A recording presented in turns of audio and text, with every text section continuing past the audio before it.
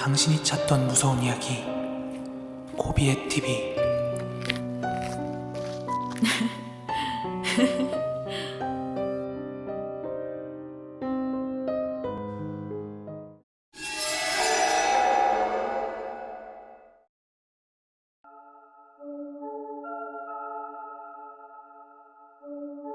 지금으로부터 약 7년 전에 있었던 일입니다. 저희 외할머니께서 지금은 용인에 거주하고 계신데요. 그 이전에는 경기도 광주에 살고 계셨어요. 그나마도 광주 터미널 쪽은 좀 괜찮은데 거기서 좀 떨어진 곳들은 진짜 좀 시골 같은 느낌이었어요. 저희 외할머니께서 사시던 곳이 그런 시내와는 완전 떨어진 시골 같은 곳에 살고 계셨어요. 그래도 경기도 광주면 경기도권이니까 서울에 계신 친척분들이 휴가철이나 명절 이외에도 일이 있으면 한 번씩 모여서 백숙도 뜯고 고스톱도 치고 그런 가족 모임이 종종 있었어요. 한 번은 제가 고등학교 여름방학 때였습니다. 그날은 외가댁 식구들이 개모임 때문에 다 같이 모임이 있는 날이었어요. 당시 저희 아버지는 일이 있어서 가실 수 없었고 저랑 어머니 둘이서 경기도 광주 할머니 댁에 방문을 했습니다. 원래는 저도 가고 싶지 않았어요. 그냥 집에 혼자 남아서 조용하게 게임이나 하고 싶었는데 어머니는 고등학생인 제가 바람도 쐬고 좀 몸보신 거리도 가서 좀 먹고 하면서 제가 그냥 푹 쉬길 바랬나봐요. 그런 식으로 눈치를 주길래 어머니랑 저랑 단둘이 가게 된 거죠.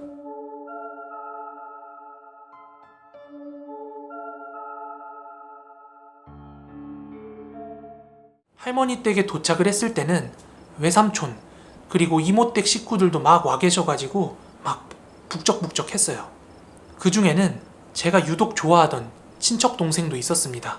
녀석이 굉장히 늦둥인데 어느덧 유치원도 들어가가지고 발랄하더라고요.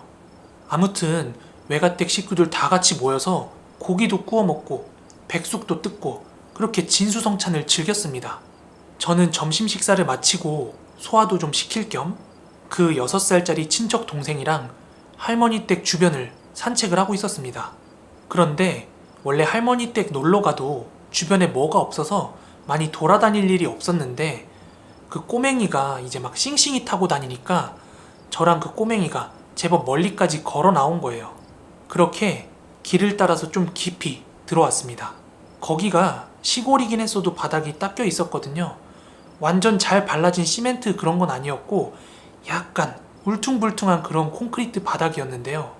제가 걷던 방향으로 길 왼편으로는 간간히 집들이 있긴 했는데요.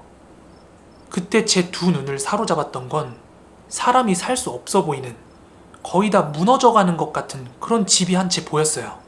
하지만 이게 집의 형태를 하고 있긴 한데 그렇게 규모가 크진 않았어요. 게다가 주변으로는 길게 우거진 풀들이랑 막 폐기물 쓰레기 같은 걸로 난장판이었습니다. 우리가 머릿속에 떠올릴 수 있는 흉가나 폐가라고 한다면 그나마도 들어가 볼 순 있겠다라는 생각이 드는데 제가 본 그곳은 사연이고 뭐고 다 떠나서 당장 그 집이 쓰러져도 이상하지 않을 것 같은 그런 집이었어요. 그쯤 되니까 동생을 데리고 좀 멀리 나온 것 같아서 다시 슬금슬금 할머니 댁으로 되돌아갔습니다. 할머니 집으로 돌아와서는 배도 부른 데다가 산책까지 하고 오니까 굉장히 나른해지는 거예요. 그래서 낮잠을 한숨 잤습니다. 그렇게 한참 자다가 주변이 부산스러워가지고 잠에서 깼는데요. 댁으로 돌아가야 하는 친척분들께서 집에 갈 준비를 하고 계셨고요.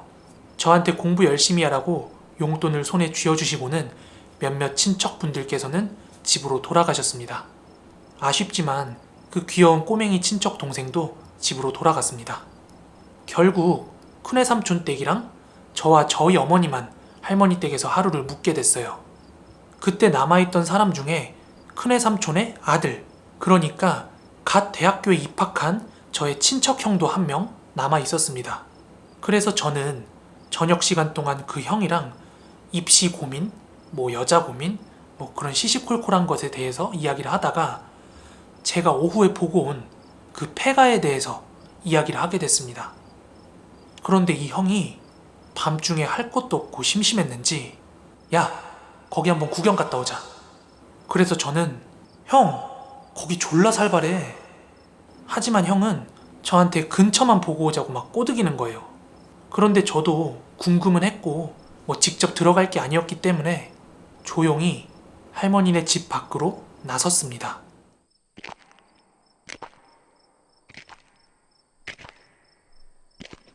그때 시간은 자정을 막 넘어간 시간이었습니다. 그렇게 형과 저는 할머니네 집 신발장에 있던 후레쉬를 쥐어들고는 그 밤길을 걷기 시작했습니다. 간간히 가로등이 길을 비춰주고 있었지만 시골길의 가로등은 오히려 음침함을 가중할 뿐이었습니다. 그리고 한 몇 분 정도 걸어서 오후에 봤던 그 폐가 앞에 도착을 했습니다. 저희는 다 무너져서 형태도 없어 보이는 그 폐가의 담벼락 앞에 서가지고 후레쉬로 폐가 이쪽 저쪽을 막 비춰보기 시작했어요. 하지만 뭐 요즘 유튜브에서 유행하는 폐가 체험, 흉가 체험 컨텐츠처럼 막 1층, 2층, 3층 그렇게 넓은 흉가가 아니라서 한 2, 3분 정도 후레쉬 비춰보니까 더 할 게 없는 거예요. 끝났어요. 그래서 형이랑 저는 시시하네 하고 다시 발걸음을 옮기려고 했어요. 그런데 그 순간 그 폐가 안에서 뭔가 새소리 같은 게 나는 거예요.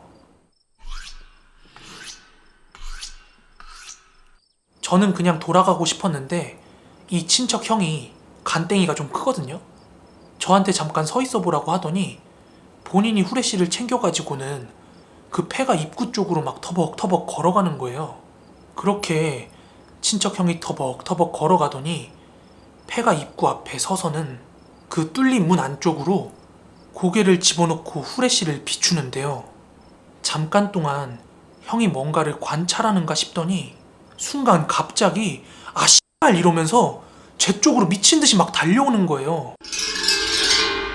형이 도망가 막 이런 말은 하지 않았는데 뭔가 본능적으로 제 몸이 먼저 반응을 해가지고 정신없이 같이 막 도망치기 시작했어요. 그렇게 전력을 다해서 할머니네 집 쪽으로 뛰어갔어요. 한밤중 저희의 뜀박질에 동네 개들이 막 짖고 난리가 났어요. 아무튼 그렇게 뜀박질을 쳐서 할머니네 집 앞에 도착해서야 저는 형한테 물었어요. 형, 뭐야? 왜 그래? 이렇게 물어봤는데요. 친척 형이 말하길 야, 거기 사람 있었어. 이러는 거예요. 그런데 그 다음 말이 더 소름 끼쳤는데요. 야, 아니 미친, 왜 거기서 칼을 갈고 있지? 이어서 형이 말하길 비록 짧은 순간이었지만 후레쉬로 소리가 나는 쪽을 비췄는데 머리를 산발로 풀어헤친 아줌마가 하나 앉아있어서 잠깐 벙찐 상태에서 몸이 굳으려는 찰나에 그 아줌마가 두 손으로 칼을 갈고 있는 걸 보고 놀래서 뛰쳐나왔다는 거예요. 그렇게 저희는 놀란 가슴을 진정시키고 겨우겨우 방으로 들어가서 잠을 청했습니다.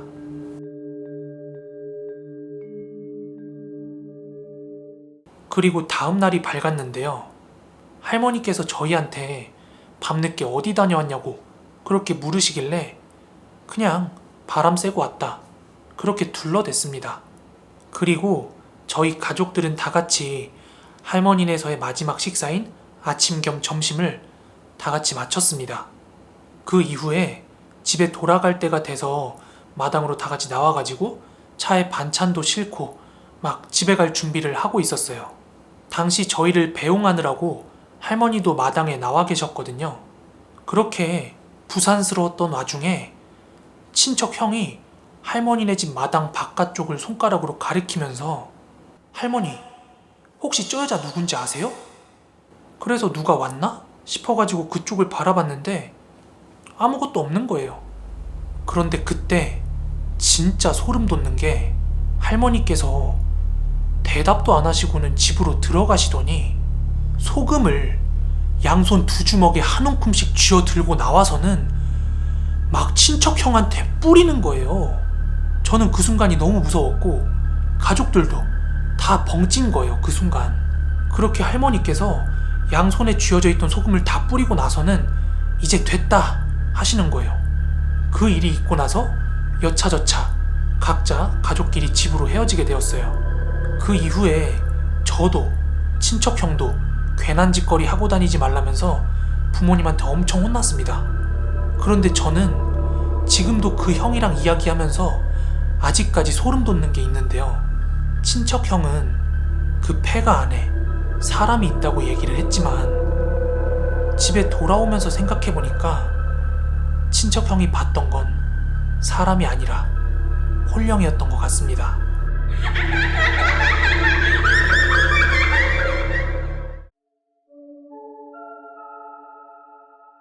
제 친구 중에는 영안이 있는 친구가 하나 있습니다.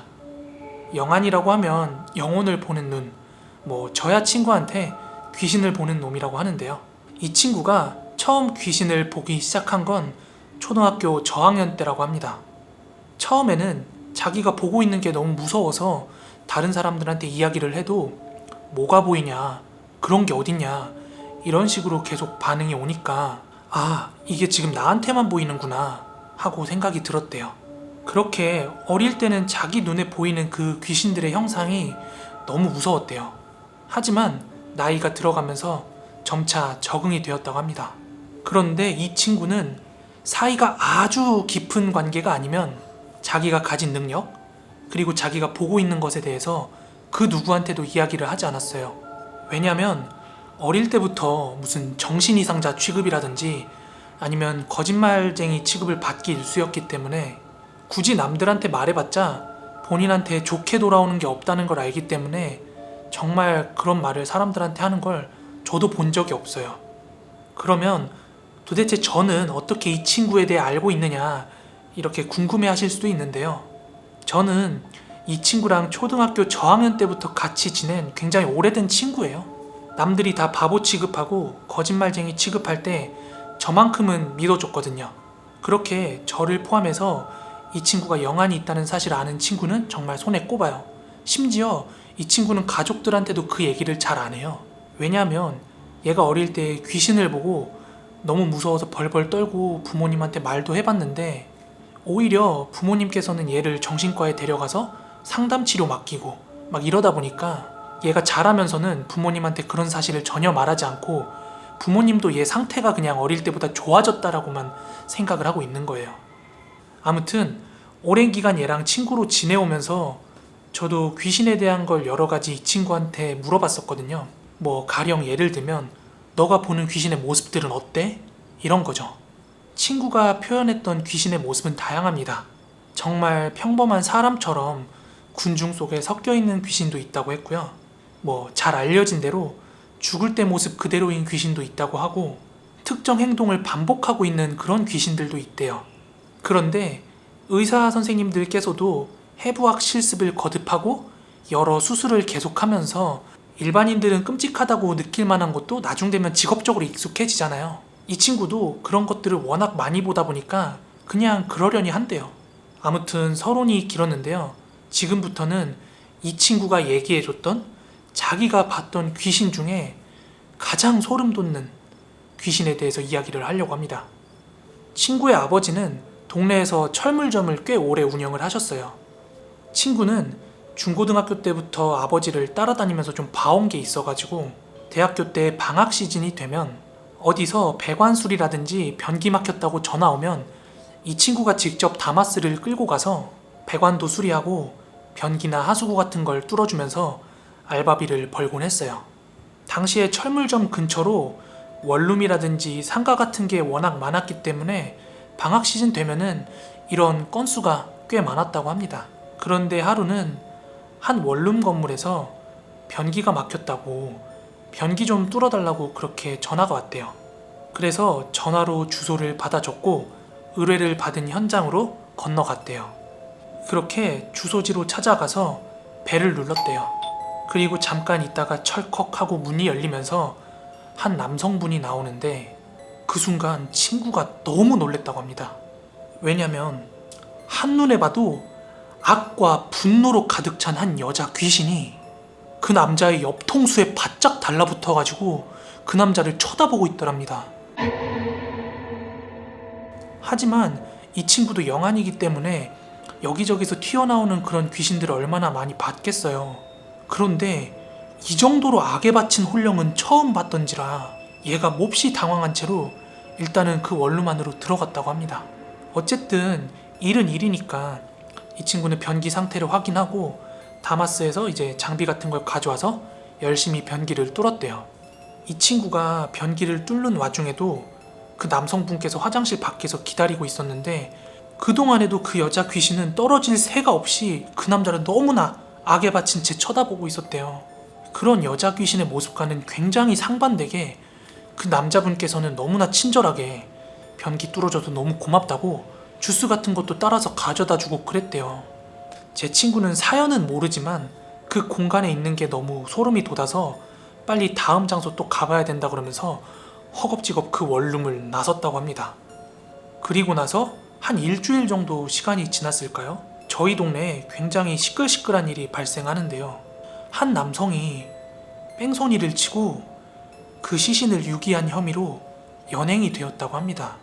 그런데 당시에 그 범인이 검거된 장소가 친구가 변기를 뚫으러 갔던 그 건물이었고요. 뺑소니 이후에 하루가 지나도록 그 차량 트렁크 안에 시신을 보관하다가 유기를 했다고 합니다. 그러다가 실종신고와 경찰의 추적 끝에 꼬리를 밟혀서 그 남자는 검거가 된 거고요. 이게 친구가 얘기해준 첫 번째 소름 돋는 귀신의 모습이었고요. 이제 두 번째예요. 친구가 대학교 동아리에서 MT를 갔을 때 일이라고 합니다. 친구가 음악에 관심이 있어가지고 음악과 관련된 동아리 활동을 하고 있었어요. MT를 가던 날은 스타렉스 2대를 렌트를 해서 강줄기 옆에 있는 한 펜션에 도착을 했다고 합니다. 그렇게 즐거운 마음으로 펜션에 도착하자마자 저녁에 다 같이 먹고 즐길 술이랑 고기, 과자 같은 거를 펜션으로 이렇게 다 옮기기 시작했대요. 그런데 당시에 친구가 펜션 인근 숲을 이렇게 둘러보는데 홀령으로 보이는 것들이 한 두세 명이 드문드문 거닐고 있더래요. 그 홀령들이 악귀는 없어 보여서 악귀는 아니구나 이렇게 생각하고 있었다고 합니다. 아무튼 그렇게 MT에 가서 할 수 있는 액티비티 같은 걸 하고 여러 가지 활동들을 하면서 점점 해가 저물어 옵니다. 그날 저녁에는 펜션 밖에 있는 바베큐장에서 삼겹살도 구워 먹고 소주도 먹고 그렇게 즐거운 저녁 식사를 보냈다고 합니다. 그런데 젊은 남녀 대학생들이 MT까지 와서 바베큐만 먹고 끝나겠어요? 1차로 바베큐 파티가 끝나자마자 그 자리를 다 같이 정리하고 펜션으로 들어갔다고 합니다. 펜션에서는 남학생, 여학생들이 이렇게 섞어 앉아서 둥글게 원을 만들고 가운데는 과자 같은 거 뜯어놓고 이야기도 하고 술게임도 하고 그렇게 즐거운 한때를 보내고 있었다고 합니다. 그런데 다 같이 그런데 놀러가서 밤이 좀 깊으면 하는 게 있죠. 이 친구들도 다 같이 무서운 이야기를 시작했다고 합니다. 여러분, 무서운 이야기 하면 귀신들이 자기 얘기하는 줄 알고 이렇게 다가온다고 하잖아요. 하지만 제 친구가 말하길 모든 귀신이 다 그러는 건 아니래요. 아무튼 펜션 안에 둥글게 둘러앉은 친구들이 한 명씩 돌아가면서 무서운 이야기를 하고 있었대요. 당시 친구가 앉아있던 방향에서는 펜션의 베란다 창이 보이는 방향이었는데 뭐 밖에는 홀령이라든가 이런 게 전혀 없어서 안심을 하고 있었다고 합니다. 그렇게 한 명 한 명 바통을 이어가면서 무서운 이야기가 계속되니까 친구들의 긴장감이 고조되어 있는 상태였어요. 그런데 그때 한 짓궂은 선배가 애들 놀래켜주려고 하고 옆에 있는 친구를 놀래킨 거예요. 그러니까 주변에 집중해서 무서운 이야기를 듣고 있던 여자애들이 다 놀래가지고 동시다발자로 깍 하고 비명을 지른 거예요. 그런데 바로 그 순간 어디서 튀어나왔는지 모르겠는 귀신들이 베란다 창에 다닥다닥다닥 붙어 있는데 너무 많아 셀 수가 없을 정도로 붙어 있어서 친구가 정말 놀랬던 기억이 있다고 합니다.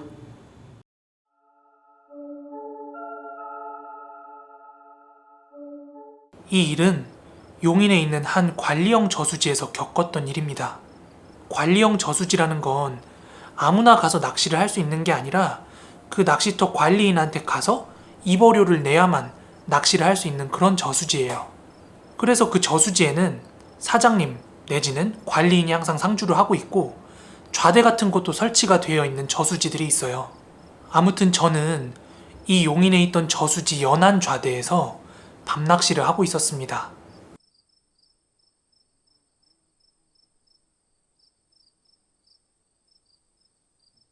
밤은 깊어서 어느덧 시간은 새벽 3시를 넘어가고 있었습니다.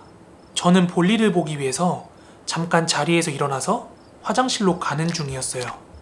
그런데 관리실에서 사장님이 저희 자대 방향으로 걸어오시면서 저기 입질 없으면 소주나 같이 한잔 하실래요? 이렇게 저한테 묻더라고요.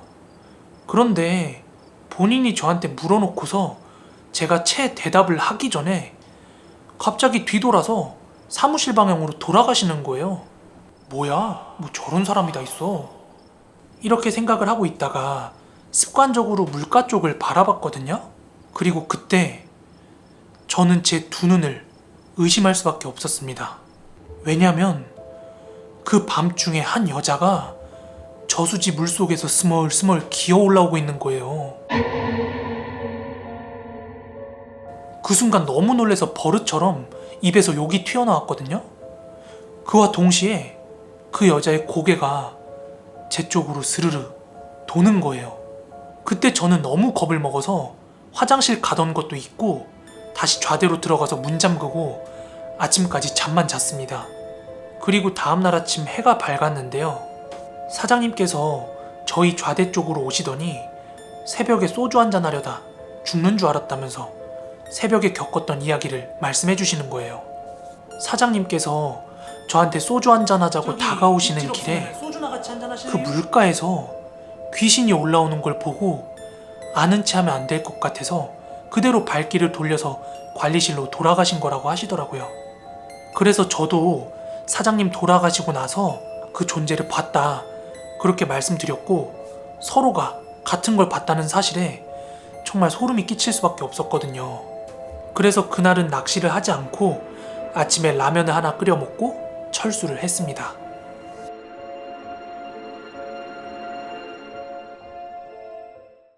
몇 해 전 여름 한 7월에서 8월 사이였을 거예요. 청양군 소재에서 아주 큰 교통사고가 하나 있었어요.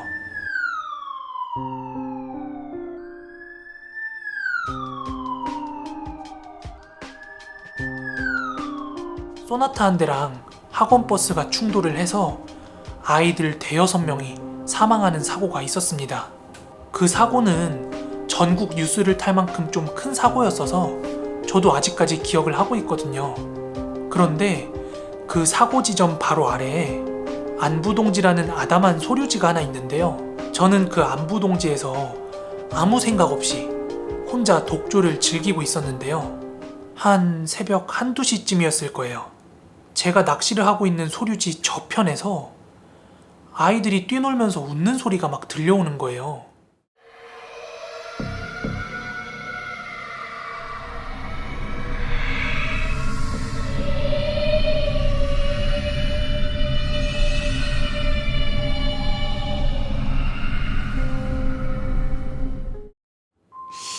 그 늦은 시간까지 애들이 안 자고 뭐하나 이런 생각을 하고 있었습니다.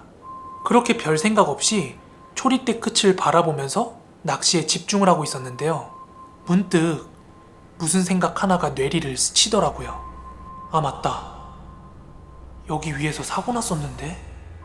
이 생각이 머리를 스치는 동시에 아주 조금씩이지만 아이들의 그 웃음소리가 점차 제 쪽으로 가까워지는 게 느껴졌어요. 혹시라도 그 아이들의 혼령이 나한테 같이 놀자 그러면 난 뭐라고 대답해야 되지? 하는 생각도 들었고요. 계속 낚시를 하다간 위험해질 것 같아서 저는 옆에 있던 소주병을 챙겨 들고 텐트 안으로 들어가선 문을 잠그고 무릎 담요를 머리까지 쓰고서는 아침까지 밤을 샜습니다. 지금도 그때를 떠올리면 등골이 오싹하네요.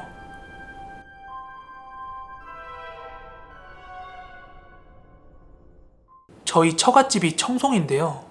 청송 안덕면 근처에 작은 소류지가 하나 있습니다. 전에 새벽 낚시를 한번 가서 월척을 3마리나 낚았던 곳입니다. 그래서 같이 낚시를 다니던 지인한테 이야기를 하고 함께 출조를 했습니다. 그때가 6년 전 이맘때였습니다. 그 소류지는 앉을 수 있는 자리가 제 방권밖에 없었어요. 그래서 제 방 초입에 제가 앉았고요. 나머지 2명의 지인들이 5m씩 간격을 두고 앉았습니다. 그렇게 3명이 같이 밤새 낚시를 하고 있었고요. 시간은 자정을 넘은 새벽쯤이었습니다. 제 앞쪽으로 던져놓은 찌 하나가 스물스물 입질이 오면서 올라오고 있더라고요. 저는 챔질을 하려고 재빨리 낚싯대를 잡고 들어 올렸는데 그 순간 제 밑에서 하얀 팔의 귀신이 제 2 발목을 부여잡는 거예요. 저는 선체로 몸이 기울어서 물에 풍덩 빠져버리고 말았습니다. 그렇게 저는 물속에서 허우적대다가 겨우겨우 정신을 차리고 풀무더기를 쥐어잡았어요. 그런데 그때까지도 계속해서 물속에서 제 발을 막 잡아당기는 거예요. 그렇게 조용한 소류지에서 제가 허우적대는 소리가 그 지인들이 있는 데까지 들렸나봐요. 함께 동출 온 지인이 제 쪽으로 오더니 야, 무슨 일이야? 이렇게 저한테 소리치며 다가올 때가 돼서야 그게 제 발목을 놔주더라고요. 저는 주변의 풀들을 쥐어잡고 겨우겨우 물 밖으로 올라올 수 있었는데요. 물론 그날 낚시는 전부 꽝을 쳤고 더 할 수도 없었죠. 어떤 분들은 제가 낚싯대가 아니라 낚시 받침대를 잡았기 때문에 넘어진 거라고 말씀하시는데요. 그날 저 낚싯대 손에 쥐고 물에 빠졌습니다. 게다가 제 아래쪽에 하얀 2 팔을 직접 목격을 했습니다. 정신 바짝 차렸으니까 살았지 안 그랬으면 낚일 뻔했습니다. 귀신한테요. 그 이후로 저 소류지 2번 다시는 안 갔습니다. 제가 지금 31살이고 그 당시에가 19살이었으니까 벌써 12년 전 사건입니다. 일단 저로 말씀드릴 것 같으면 태어나서 한 번도 귀신을 본 적이 없고 심지어 사람들 많이 눌리는 그 흔한 가위조차 눌려본 적이 없는 사람이었어요.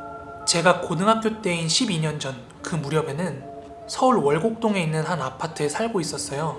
당시에 누나랑 아빠랑 3가족이 살고 있었는데 당시에 누나도 대학생이었고 저도 곧 있으면 이제 대학을 가야 되는 고등학생 입장이다 보니까 집안 형편이 그렇게 넉넉하지 않은 상황이라서 약 1.5룸 정도 되는 그런 아파트에 살고 있었어요.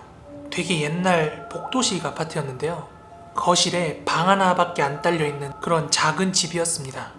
벌써 12년 전 일이라 정확하게 시간은 기억이 안 나는데 대략적으로 한 12시에서 새벽 1시 그 무렵 이제 자정 막 넘어간 시간쯤이었어요.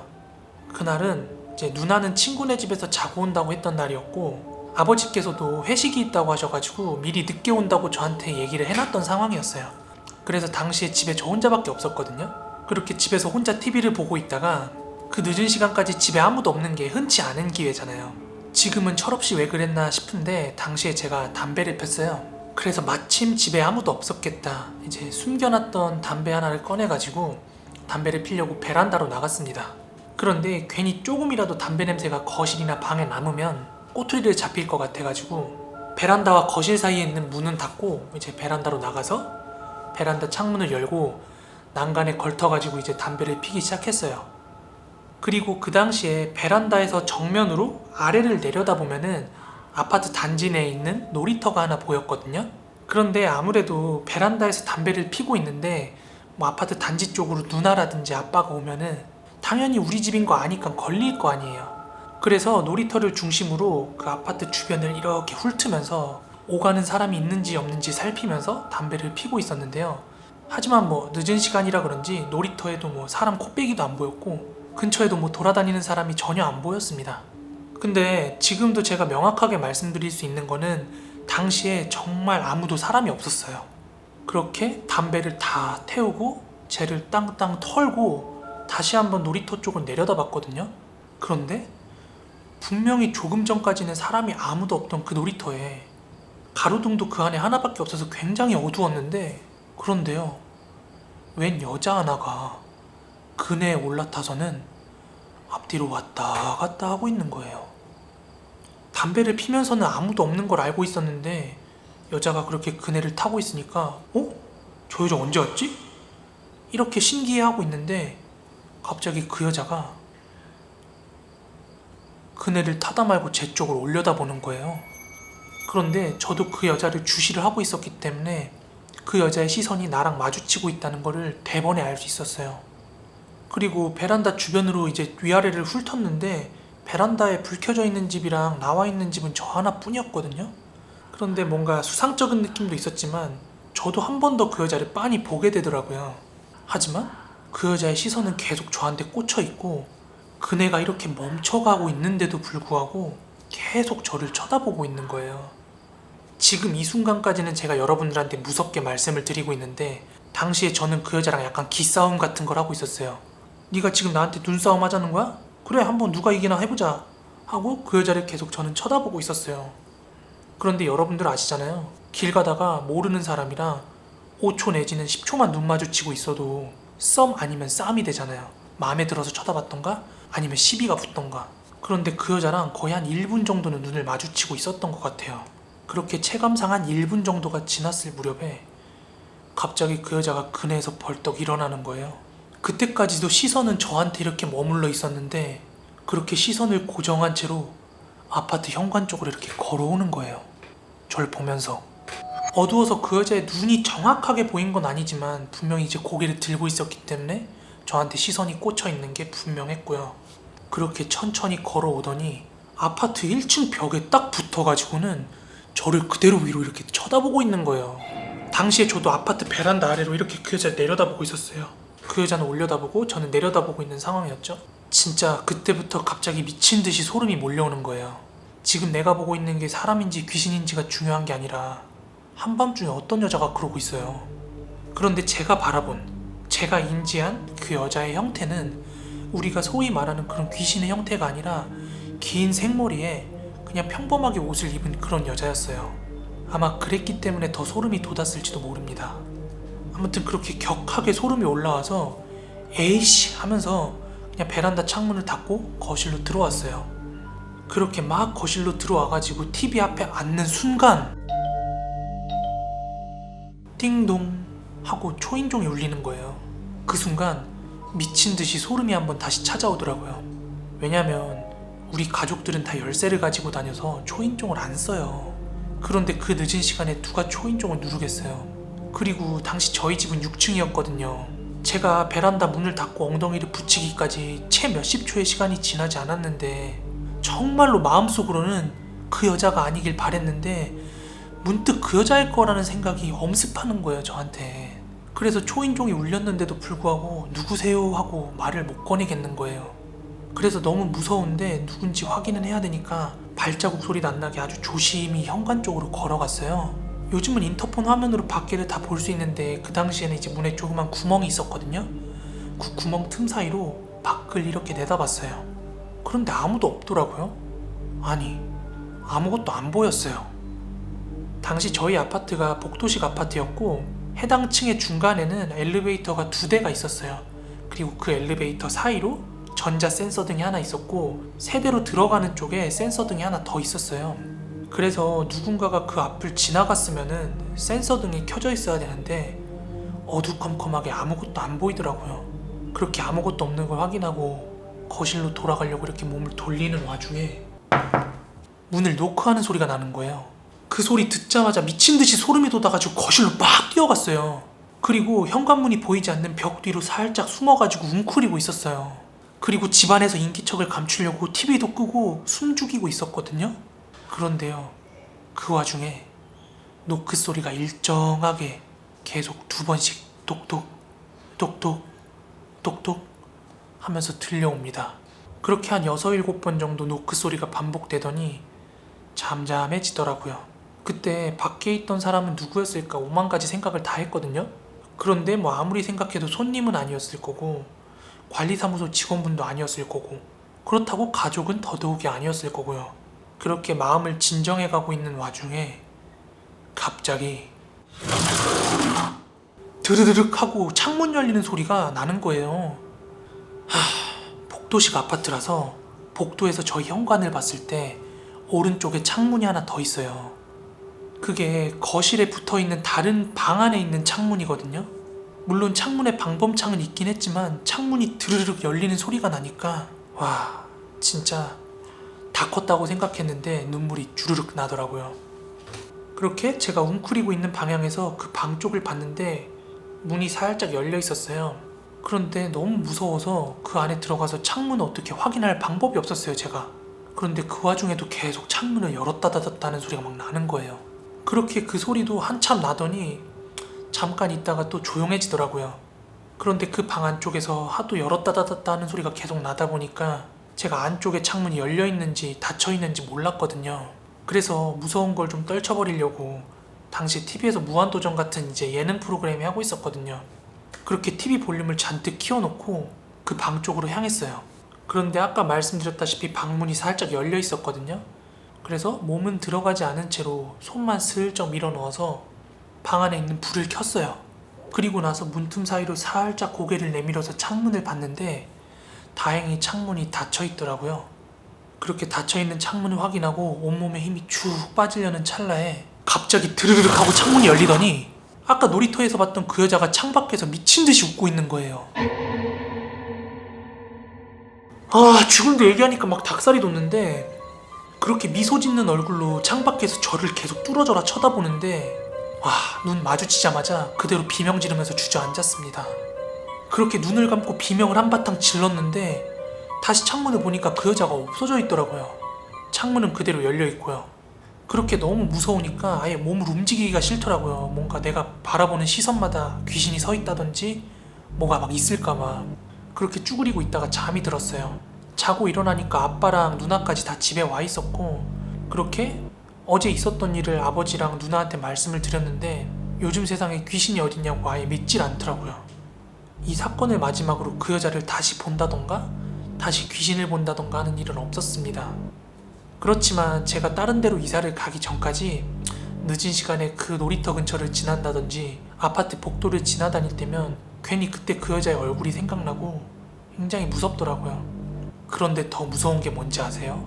한 3주쯤 지난 무렵이었어요. 그날도 시간이 한 새벽 1시에서 2시쯤 된 시간이었거든요.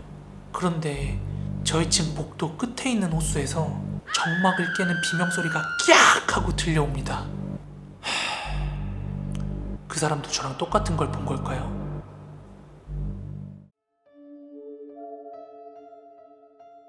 이 이야기의 배경은 1970년대입니다. 아버지께서 택시 운전사로 일을 하실 때 실제로 경험했던 이야기라고 하십니다. 부산 대신동에 있는 산복도로에서 밤 10시쯤에 남녀 손님 2명이 택시에 탑니다. 말씀드린 대로 그 당시는 70년대입니다. 그 당시에는 젊은 사람들이 택시를 타는 경우가 매우 드물었다고 해요. 1시간 정도 되는 거리는 그냥 걸어 다니던 그런 시기였다고 합니다. 아버지께서 기억하시기를 당시에 탔던 남녀 손님 2분께서는 커플로 보이진 않았대요. 서로 말과 행동을 굉장히 조심스럽게 하더랍니다. 그마저도 서로 간에 대화도 많이 없었다고 해요. 그렇게 두 남녀는 오랫동안 내리지는 않는데 여기 가주세요, 저기 가주세요 계속해서 행선지만 말하더래요. 마치 소설 오발탄에서 아무데나 가주세요 라고 하듯이 그저 짧게 행선지만 말하더래요. 그렇게 남성이 요구하는 목적지를 하나 둘 들리면서 무려 2시간에 가깝게 운전을 했다고 합니다. 그래서 아버지께서 물었대요. 손님, 죄송한데 차비는 있으신 거죠? 차비는 미리 성금으로 드릴게요. 정확한 금액은 기억이 안 나지만 지금의 가치로 치면 거의 30-40만 원 되는 돈을 남자가 건네더래요. 아버지께서는 속으로 이게 웬 떡이냐 하고 좋아하셨다고 합니다. 그리고는 남자가 말한 마지막 행선지였던 해운대에 도착을 했다고 합니다. 그리고 해운대에서 내린 두 남녀는 시커먼 해운대 바다를 한참이나 바라보고 있었다고 합니다. 아버지께서는 택시 안에서 그 남녀를 20-30분 정도 기다렸다고 합니다. 그렇게 한참을 먼 바다를 바라보던 두 남녀는 다시 택시로 돌아와 타서는 아저씨, 단감동에 새로 생기는 화장터 아시죠? 그쪽으로 좀 가주세요. 잘못 들었나? 아버지께서는 찜찜한 기분을 지울 수가 없었다고 합니다. 저기 제가 길을 잘 몰라서 그러는데 단감동에 도착해가지고 길 좀 알려줄 수 있어요? 그러자 그 남자는 단감동 아시는 데까지 가서 세워주세요. 저희 걸어갈게요. 그렇게 아버지께서는 운전대를 잡고 단감동까지 향했다고 합니다.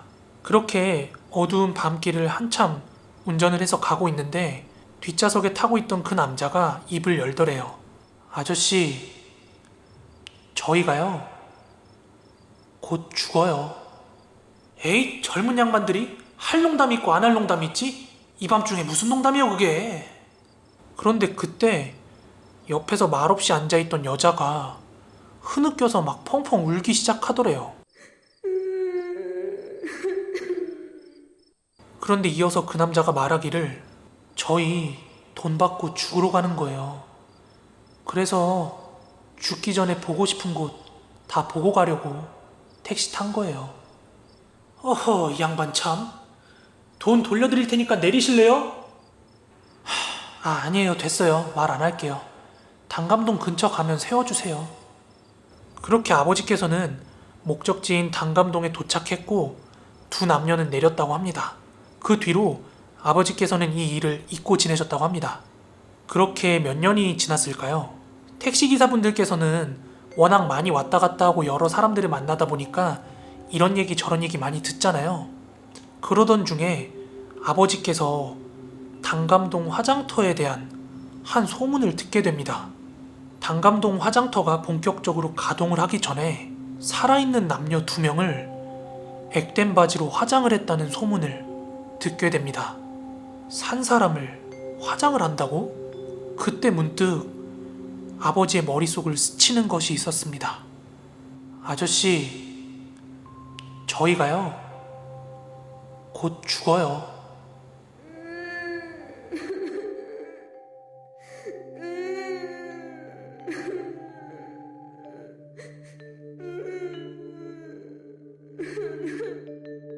네, 오늘 준비한 무서운 이야기는 여기까지가 아니고요. 하나 더 있습니다. 제가 단감동 화장터 이야기에 대해서 알아보다가 한 짤막한 댓글을 봤는데요. 단감동 화장터부터 개금 삼거리 흉가까지 그 동네 완전 음산한 동네잖아. 약간 이런 뉘앙스의 댓글이었어요. 그래서 개금 삼거리 흉가? 이게 뭐지? 하고 알아보니까 개금 흉가로 유명한 곳이 있더라고요. 스토리텔링식이 아니라 이 개금 흉가에 대한 이야기를 지금부터 잠깐 해드릴게요. 부산 개금 흉가는 실제로 SBS 그것이 알고 싶다에서 소개가 될 만큼 유명세를 탄 흉가였다고 합니다. 남자들만 들어갔다 하면 송장이 되어 나오는 곳으로 악명이 높은 곳이었다고 해요. 그 흉가와 관련해서 떠도는 소문 중 하나는 부산대학교 학생 중 남학생 4명 그리고 여학생 1명이 극기훈련차 그 개금 흉가에 들렀다고 해요. 그렇게 흉가 체험을 했던 5사람 중에 여자 1사람만 무사했고 남학생 중 3명은 죽었다고 합니다. 그리고 살아남은 남학생 1명도 제정신이 아닌 채로 미쳐버렸다는 그런 소문이 돌곤 했대요. 이 외에도 개금 흉가랑 관련된 소문은 많습니다.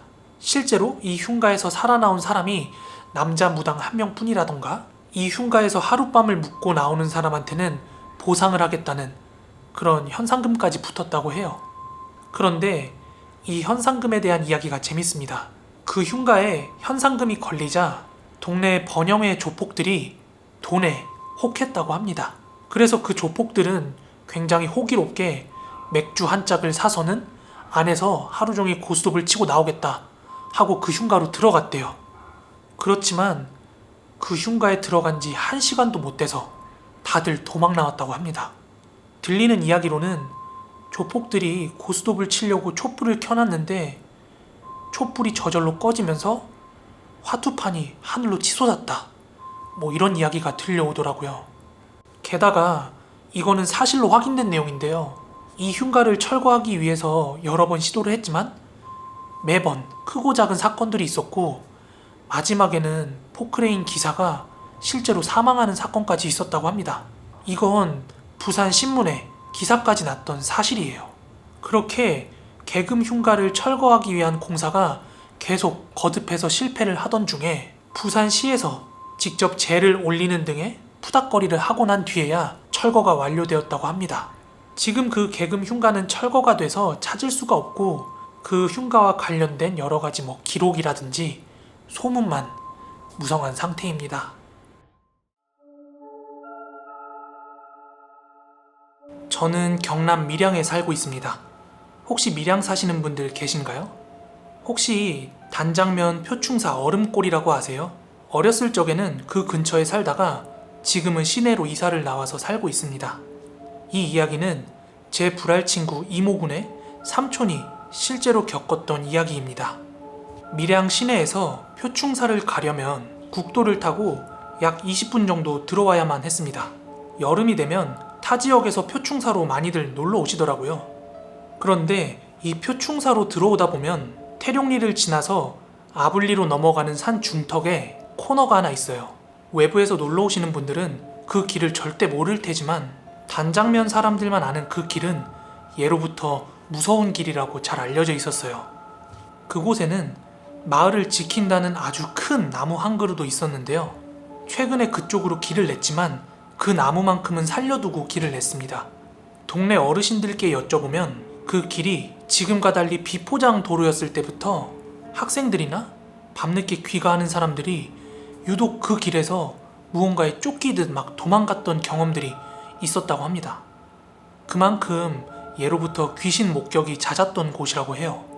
때는 삼촌이 결혼을 하시고 아이를 낳은 지 얼마 안 된 시점에 일어난 일입니다. 그날은 밀양 시내에서 잔치가 있어가지고 늦은 밤까지 잔치집에서 술을 아주 거하게 마셨대요. 그런데 술을 그렇게 많이 마셨음에도 불구하고 본인은 정신이 또렷하다고 생각을 했나봐요. 그 당시만 해도 음주운전에 대한 인식이 지금 같지가 않았고 대리운전이 있을 리도 만무했죠. 삼촌은 그런 상태에서 차를 타고 약 20-30분이나 되는 거리를 혼자 들어오고 계셨습니다. 그때는 여름날이었는데요. 조금 전에 말한 그 코너길에서 300m 정도만 더 가면 유원지가 있었고, 그래서 그 당시에는 술 먹고 밤길을 걸어다니는 혈기왕성한 남녀들을 간간히 볼 수 있었다고 합니다. 술에 취한 삼촌이 한참 운전을 해서 들어오고 있는데 그 코너길에 다다랐을 쯤이었어요.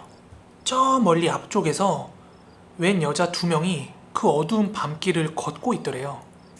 그렇게 이제 도로를 따라서 차가 주행하고 있으니까 차의 라이트 불빛이 여성들한테도 비춰질 거 아니에요. 그러니까 이 2 여성은 차량 불빛을 확인하고 차를 이렇게 세웠대요. 히치하이킹이죠. 삼촌은 취기가 잔뜩 올라 있었고 기분이 굉장히 좋은 상태였는데 여리여리한 2 처자가 차를 세우니까 안 멈췄겠어요?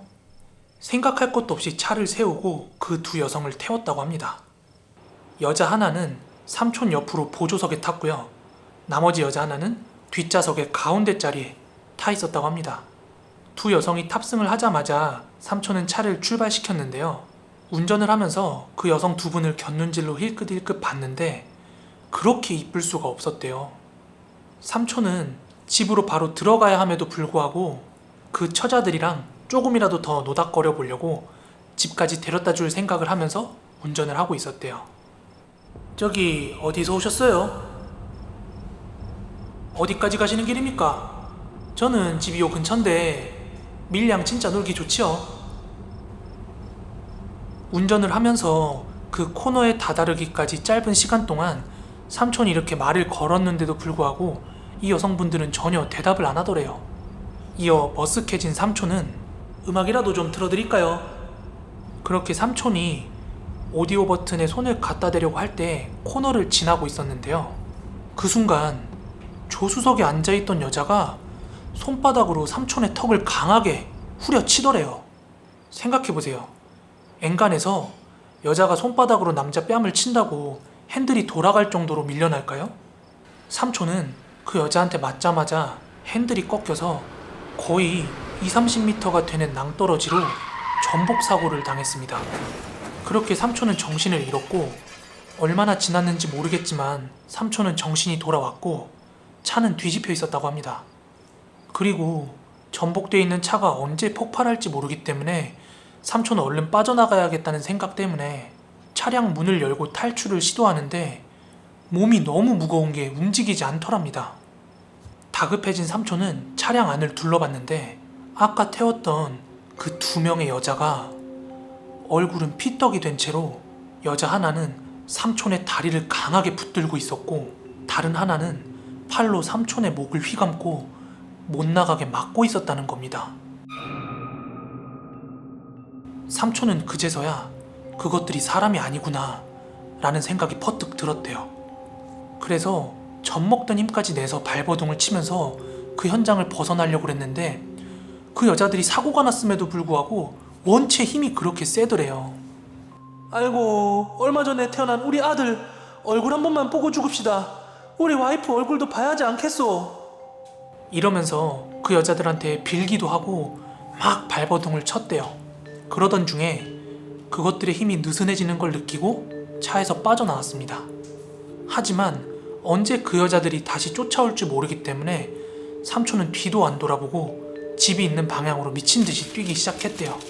나중에 알고 보니까 삼촌의 다리는 이미 부러져 있는 상황이었는데 그때는 아픈 것도 못 느끼고 그렇게 뛰었다고 합니다. 그렇게 10분 정도 달렸는데요. 근처 유원지에서 장사를 하던 삼촌 친구분을 만났다고 합니다. 야, 뭔 일이고? 이 꼴이 뭐고? 네, 차 사고 났다. 경찰이랑 앰뷸런스 좀 불러도 내 차에 귀신 씌인 것 같다. 그렇게 간신히 앰뷸런스를 타고 삼촌은 병원으로 이송이 되었고요. 그런데 삼촌 차에 분명히 2 여성이 타고 있었기 때문에 구해야 되잖아요. 그 낭떠러지에는 레카도 들어올 수 없는 위치라서 119 구조대원분들이 직접 가서 수색을 하셨는데요. 차 안에는 아무도 없었고 그 주변을 뒤져도 아무도 없었다고 합니다. 다음 날이 돼서야 차량 견인 작업이 이루어졌고 차 안을 확인해봤지만 여성의 흔적이나 혈흔 등은 전혀 찾아볼 수가 없었다고 합니다. 지금 친구네 삼촌은 건강하게 아주 잘 살아 계십니다. 종종 삼촌을 만날 때마다 그 얘기를 듣곤 하는데 그렇게 무서울 수가 없습니다.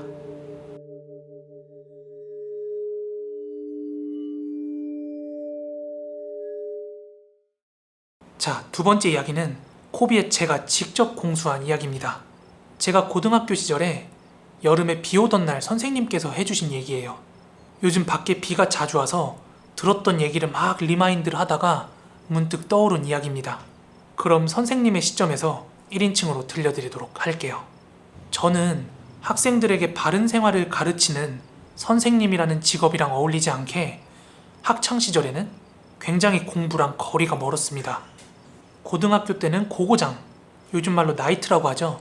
그런데 몰래 숨어가지고 들락날락거리기 바빴고 삼수를 해서야 대학에 들어가게 됐습니다. 이야기는 제가 삼수를 준비할 때 있었던 이야기예요. 저는 부모님 속만 썩이다가 고등학교 때 허송세월을 그렇게 보내버렸어요. 그런데 고등학교 졸업할 무렵에 저희 어머니께서 매우 많이 아프셨어요. 이후에는 다행히도 건강을 되찾으셨지만 어머니가 한번 그렇게 아픈 걸 보니까 정신 차리고 공부해야겠다는 생각이 그렇게 들더라고요. 그래서 그때부터 눈 딱 감고 기초부터 열심히 공부를 시작했어요. 진짜 제 인생에서 그렇게 밤낮 없이 열심히 공부를 해본 게 21년 역사에 없었습니다. 하루는 장마철이었는데요. 비가 부슬부슬 쏟아지고 있었습니다. 여느 날처럼 저는 독서실에서 혼자 공부를 하고 있었는데 배가 슬슬 아파오는 게 화장실을 가야겠더라고요.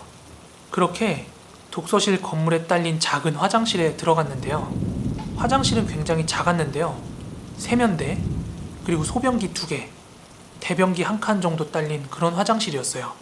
그리고 대변기 문 밖 좌측으로는 창문이 하나 있었어요.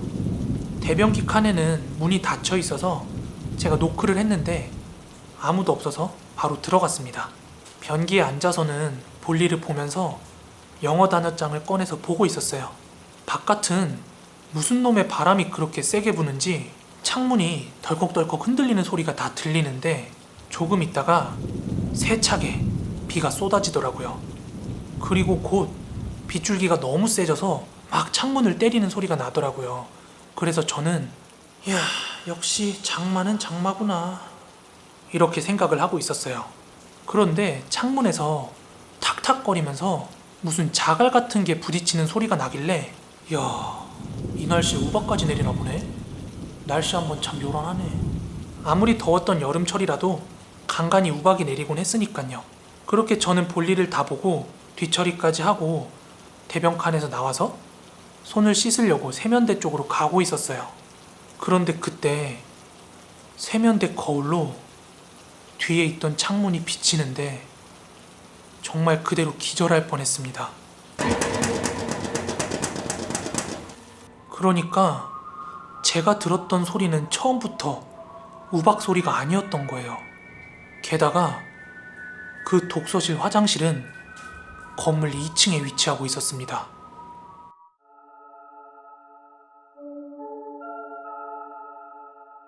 저는 현재 취미로 오토바이 라이딩을 즐기고 있습니다. 오토바이를 타는 사람들은 주로 속도를 즐기는 사람들인지라 선호하는 코스들이 있거든요. 그 중엔 피발령이라고 많은 바이커들과 고성능 자동차들이 즐겨 찾는 놀이터 같은 곳이 있습니다. 저 같은 경우에는 주말에는 라이딩을 잘 다니지 않았고요. 주로 바이크나 차량이 많이 없는 평일 낮에 설렁설렁 드라이브를 다니곤 했습니다. 그래도 바이크가 체감 속도가 낮은 편이라서 쫄보였던 저도 내리막길에선 8, 90km씩 달리기도 했어요. 아마 고성능 바이크 타보신 분들은 아실 거예요.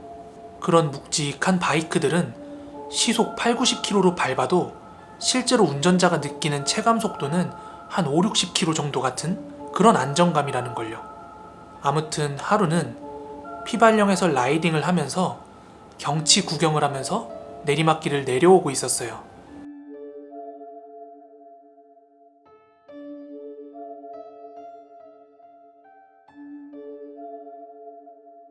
그러다가 블라인드 코너를 하나 지났는데요.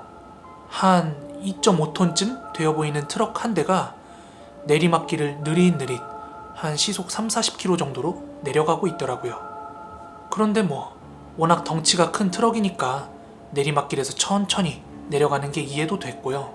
그리고 당시 주행 중이던 피발령 내리막길은 1차선인데다가 연속적으로 블라인드 코너가 나오는 길이라서 추월하기도 쉽지가 않았어요. 더군다나 대형 화물 트럭이다 보니까 반대편 차선 상황도 확인하기가 매우 어려웠습니다. 이런 여러 가지 이유 때문에 그 트럭이랑은 약 3, 40m 정도 거리를 두고서 저도 천천히 따라 내려가고 있었어요. 그런데 그때 운전석 창가 쪽에서 가늘고 하얀 여성의 손이 나오더니 마치 추월을 하라는 듯이 손을 저으면서 신호를 주는 거예요. 우와, 이런 대형 트럭을 모는 여자도 있네? 그런 대형 화물 트럭을 모는 젊은 여자분들은 거의 없잖아요. 그래서 되게 신기했거든요. 아무튼 느릿느릿 답답하던 차에 그 여성분께서 추월 신호를 보내셨으니까 저는 추월을 하기 위해서 그 중앙선을 넘으려고 하는데요. 갑자기 아차 싶더라고요. 그때 추월 신호를 보내던 그 구간이 블라인드 코너였거든요. 그런데 도대체 저 트럭 운전자는 여기가 직진 코스도 아닌데 대체 뭘 보고 나한테 추월을 하라고 신호를 보낸 거지? 하는 생각이 드는 거예요. 아주 짧은 순간이었지만 그 생각이 듦과 동시에 저는 다시 제 차로로 들어왔어요. 그런데 그때 아니나 다를까 제가 제 차선으로 복귀를 하자마자 반대편에서 YG 소나타 차량 한 대가 쌩 하고 지나가는 거예요. 진짜 제가 그 수신호만 믿고 그대로 추월을 진행했다면 아마 그 다음엔 하늘을 보고 있었거나 아니면 관뚜껑을 보고 있었겠죠? 그래서 혼잣말로 쌍욕이 나오는 동시에 역시 운전 중에는 나 혼자만 믿어야겠다 이런 생각이 들더라고요. 그렇게 저는 다시 한번 간이 콩할 만한 쫄보가 돼서 트럭 뒤만 졸졸 쫓아서 천천히 내려갔습니다. 그렇게 얼마간 트럭을 따라서 졸졸 내려가고 있는데 곧 그 트럭이 작은 갓길에 차를 세우더라고요. 처음엔 나 때문에 세우나? 이런 생각이 들었어요. 그리고 나서 저도 그 트럭 운전사랑 아까 왜 그렇게 신호를 보냈는지 이야기나 좀 해보고 싶어서 트럭을 따라서 오토바이를 세우고 내렸어요. 근데 이게 웬걸? 트럭에서 내리는 운전자가 왼쪽 팔뚝에 문신을 잔뜩 한 아저씨가 하나 내리더라고요. 그리고 나서 타이어를 이리저리 살피시는 거예요. 저는 그 순간 어이가 없어서 그 아저씨한테 다가가서 물었어요. 저기 아저씨, 혹시 여기 혼자 타고 계셨어요? 예, 그런데요. 왜요? 아니, 아까 전에 혹시 저한테 추월 신호 주셨죠? 네? 추월 신호요? 전혀요? 정말이세요? 아유, 무슨 소리예요. 난 뒤에 누가 오는지도 몰랐구만. 그럼 차는 왜 세우셨어요? 그렇게 저는 제가 봤던 거랑 자초지종을 설명을 드렸어요. 그러니까 이야기를 듣고는 그 아저씨도 엄청 놀래시는 거예요. 제가 생판 모르는 놈이긴 해도 막 그렇게 진지하게 얘기를 하니까 엔간한 사람들이면 제가 장난친다고 보이진 않았을 거예요.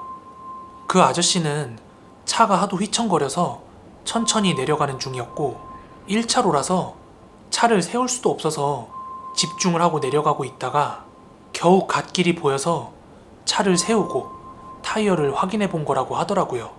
그렇지만 타이어는 짱짱하고 이상이 없었다고 합니다.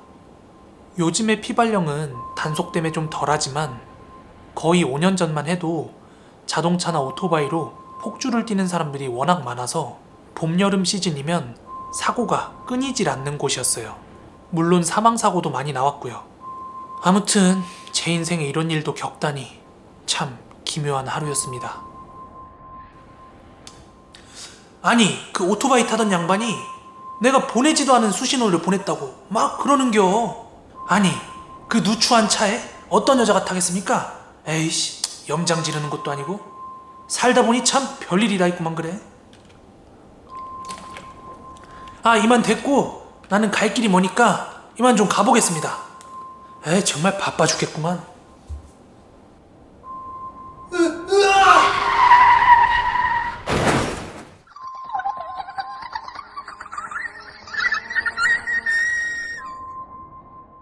지금부터 말씀드릴 이 이야기의 주인공을 테오라는 가명을 써서 이야기를 시작을 하도록 하겠습니다. 이 테오라는 형이 차박 캠핑이나 아니면 오토 캠핑장 같은 데 가서 캠핑하는 걸 되게 즐겨 했어요. 그런데 뭐 쉬는 날 캠핑 가면 좋잖아요. 고기도 구워 먹고 술도 먹고 친구들이랑 뭐 하하호호 떠들고 놀고. 그래서 하루는 이 테오 형이 그 자기 친구들이랑 같이 짐을 싸가지고 캠핑을 떠나게 됩니다. 일반적인 캠핑을 생각을 하면은 뭐 계곡 같은 데다가 텐트를 펴놓고 하는 캠핑이라든지 아니면 진짜 생 자연 안에서 뭐 캠핑을 하고 이런 걸 생각을 하는데, 그런데 오토 캠핑장이라고 하면은 뭔가 여러 팀들이 와서 캠핑을 할 수 있게끔 인위적으로 좀 꾸며진 캠핑 공간이 있어요. 그래서 그런 오토 캠핑장에 가면은 공간이 굉장히 넓고 차를 주차할 수 있는 공간들이 있고 그 차랑 함께 이제 텐트를 펼 수 있는 그런 공간들이 있습니다. 그래서 여기저기 이제 팀들이 막 있어요. 그리고 이런 캠핑장에 가면은 공용 탈의실, 공용 화장실, 공용 샤워장, 설거지 같은 거 할 수 있는 그런 공간들이 다 이렇게 마련이 되어 있습니다. 그래서 이 태호 형은 친구들이 태호 형 포함해서 한 5명 정도 되는 팀이었다고 해요. 그래서 이 태호 형이랑 친구들이 캠핑장에 도착을 하자마자 차를 세워놓고 이제 텐트를 막 치기 시작했다고 합니다. 그런데 그 형들이 이제 텐트를 치면서 막 세팅을 하고 있는데 주변을 둘러보니까 주말인데도 불구하고 생각보다 와 있는 팀이 많이 없더래요. 약간 한산했다고 합니다. 그렇게 텐트도 펴고 테이블도 피고 숯불도 펴놓고 이제 바베큐와 함께 이제 술 파티가 시작이 된 거죠.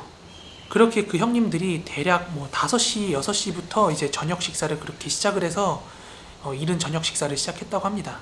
그렇게 열심히 고기도 구워 먹고 술도 부어라 마셔라 하면서 실컷 재미나게 놀고 있었대요. 그렇게 시간이 한 저녁 12시쯤이 되었다고 합니다.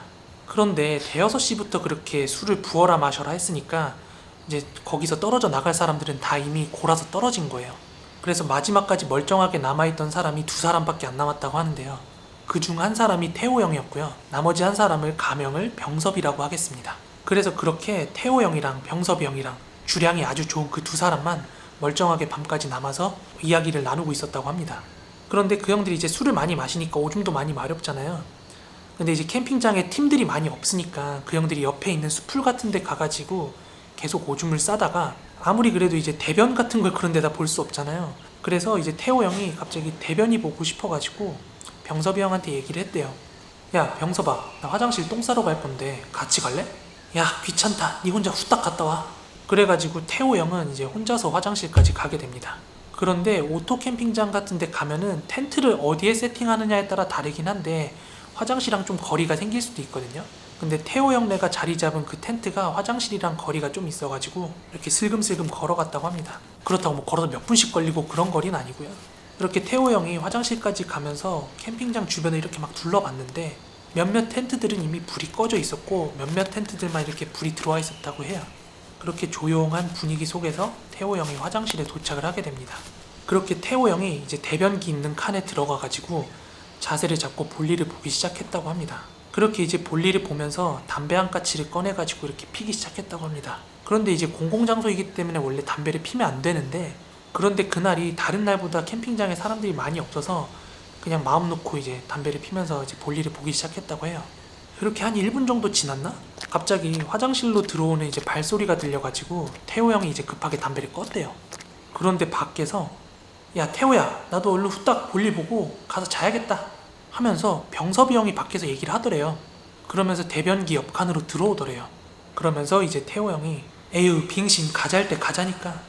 이어서 병섭이 형이 야 시끄럽고 담배나 한 까치 줘봐 하면서 이제 담배를 한 까치 달라고 하니까, 그래서 태호 형이 자기가 가진 담배 한 까치를 꺼내가지고 그 화장실 칸막이 밑으로 이제 전해줬다고 합니다. 그렇게 서로 볼일 보는 거에 집중을 하다가 태호 형이 먼저 볼일을 다 보고 화장실 나왔다고 해요. 그러면서 이제 화장실 밖을 나서면서 야 나 밖에서 한 대 태우고 있는다 라고 얘기를 하고 이제 태호 형은 밖에 나와가지고 담배 한 까치를 더 피고 있었다고 합니다. 그런데 담배 한 까치가 다 타들어갔는데도 불구하고 병섭이 형이 나올 생각을 안 하더래요. 그래가지고 태호 형이 화장실 안쪽으로 야 너 똥 싸다 뒤졌냐? 하고 소리를 쳤대요. 근데 안에서 아무 대답도 없더라는 겁니다. 그래서 그냥 기다리기 짜증나니까 태호 형이 터덜터덜 걸어서 이제 텐트까지 다시 돌아옵니다. 그런데요, 텐트로 들어왔는데 텐트 안에서 병섭이 형이 캠핑 의자에 앉아가지고 핸드폰을 하고 있더랍니다. 그러면서 의자에 앉아있던 형이 태호 형을 보면서 야 너 뭐 똥을 하루 종일 싸냐? 하고 이야기를 하더래요. 그러니까 뭔가 이상한 거죠. 태호 형이 야 너 언제 들어왔냐? 하고 물었대요. 그랬더니 이어서 뭔 소리야, 야 너 좀 전까지 화장실에 있었잖아. 아 한밤중에 뭔 개소리야.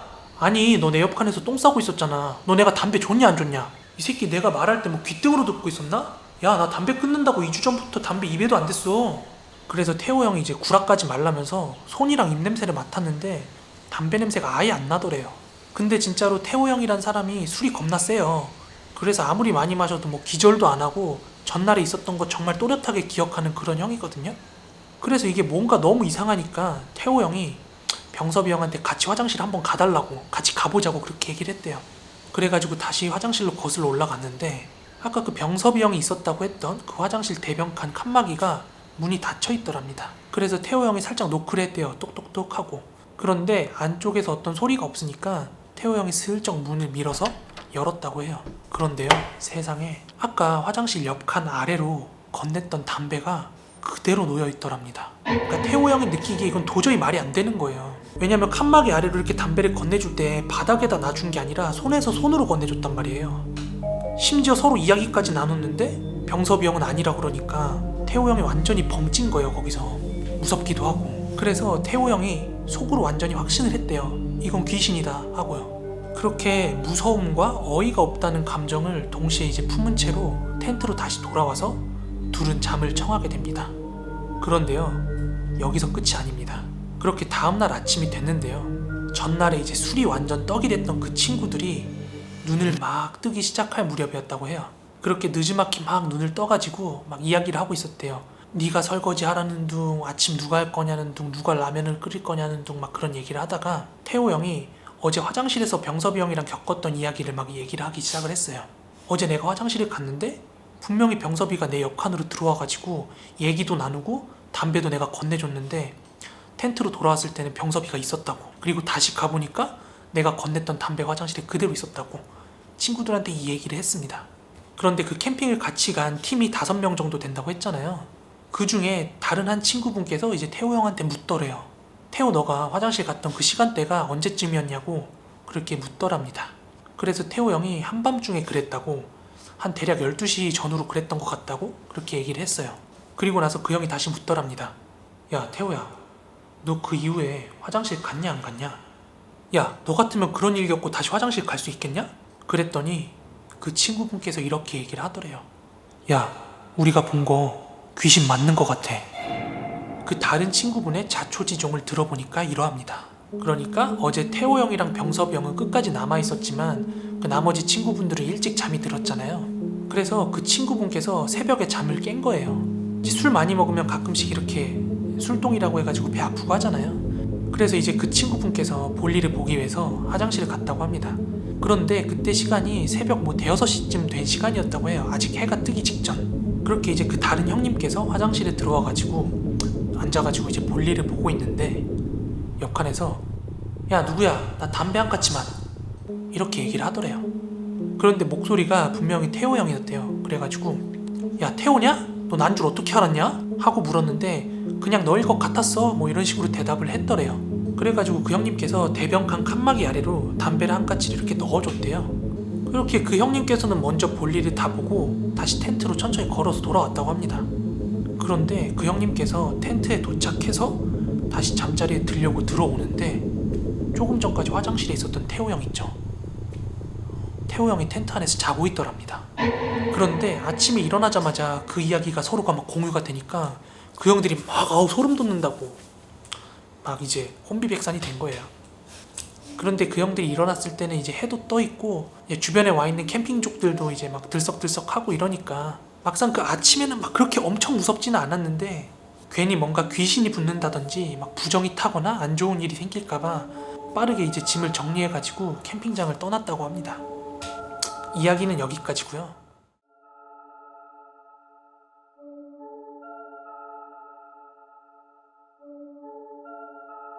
때는 바야흐로 2017년 여름이었습니다. 저는 해운대 토박이고 친구들을 만나도 늘 그 근처에서 만나곤 했어요. 술은 별로 좋아하지 않았기 때문에 카페만 2, 3차로 옮겨 다니면서 맛있는 거 잔뜩 먹고 수다 떨면서 다 소화를 시키곤 했습니다. 그날도 친구의 호출을 받고 해운대 옆 동네 광안리 바닷가 카페 거리로 향했습니다. 무더위로 인해서 푹푹 찌는 날씨, 그리고 많은 사람들로 인해서 느껴지는 열기. 다른 동네에선 시끄러울지 모르겠지만 부산에서는 매우 익숙한 풍경이었어요. 그날도 여느 날과 다름없이 중학교 때 친구를 만나서 저녁부터 밤까지 카페랑 식당을 전전하면서 수다를 떨면서 잘 놀고 있었습니다. 그런데 그날은 친구가 뜬금없는 소식을 전하더라고요. 자기 남편이랑 이번에 장의 사업 쪽을 시작하게 됐는데 이게 꽤나 괜찮다는 얘기였어요. 그리고 그쪽 분야에 대해서는 제가 전혀 아는 게 없었기 때문에 신기하고 무섭고 한 그런 썰들을 듣고 있었어요. 야, 나도 이거 하기 전에 몰랐는데 사람 죽는 거 진짜 별거 아니더라. 너 하루에 얼마나 많은 사람이 죽어나가는지 아냐? 장의 사업도 여러 가지 분야가 있는데요. 제 친구 부부의 분야는 한마디로 사람이 죽으면 바로 달려가서 119에서 수습한 시신을 절차 후 인도를 받고 남편의 장의차에 싣고 장의시설 쪽으로 시신을 인도해서 장례식을 치르는 일이었어요. 제 친구는 장의차에 시신과 함께 타서 가족분들이 가지고 계신 고인의 사진 또는 고인의 휴대폰에서 사진을 엄선해서 급하게라도 노트북으로 영정사진을 작업하는 일을 하고 있었다고 했어요. 거의 대부분 갑자기 돌아가신 분들은 영정사진이 준비가 되어 있지 않으니까요. 사진 작업이 완료되면 유가족분들과 전화를 해서 액자의 가격도 정해지고요. 장례를 위한 절차가 일사천리로 진행이 된다고 했습니다. 슬픈 일이지만 부산만 해도 특히 광안대교에서 자살한 수많은 시신들, 그리고 교통사고 또는 고독사한 시신들, 이런 시신들 인도가 주 업무라고 하더라고요. 어떨 때는 현장에 소방관분들보다 더 일찍 도착해서 못 볼 모습들을 보는 경우도 있었다고 해요. 처음엔 무서웠는데 친구도 익숙해지고 일이 되니까 사람 떠나는 게 참 부질없고 얼마나 많은 사람들이 하루에 죽어나가는지 알게 되었다고 하네요. 그리고 친구 남편은 기가 세서 아무렇지 않았는데 친구는 초창기에는 악몽에도 시달리고 그런 후유증이 있었다고 합니다. 이 말을 하는 이유인 즉슨 예전과 다르게 저랑 수다를 떨면서 놀다가도 갑자기 호출이 오면은 본인이 가봐야 하는 일이 생길 수도 있으니까 그 점을 양해해달라고 하더라고요. 친구의 남편이 시신을 인도할 때 친구는 같이 차에 타서 영정사진 작업을 해야 됐기 때문이죠. 그렇게 광안대교의 아름다운 야경을 배경으로 그런 오싹한 얘기들을 들으면서 아메리카노를 시원하게 마시고 있었는데요. 그러던 중 아니나 다를까 친구의 전화기가 울리기 시작했어요. 저는 그때 촉이 왔습니다.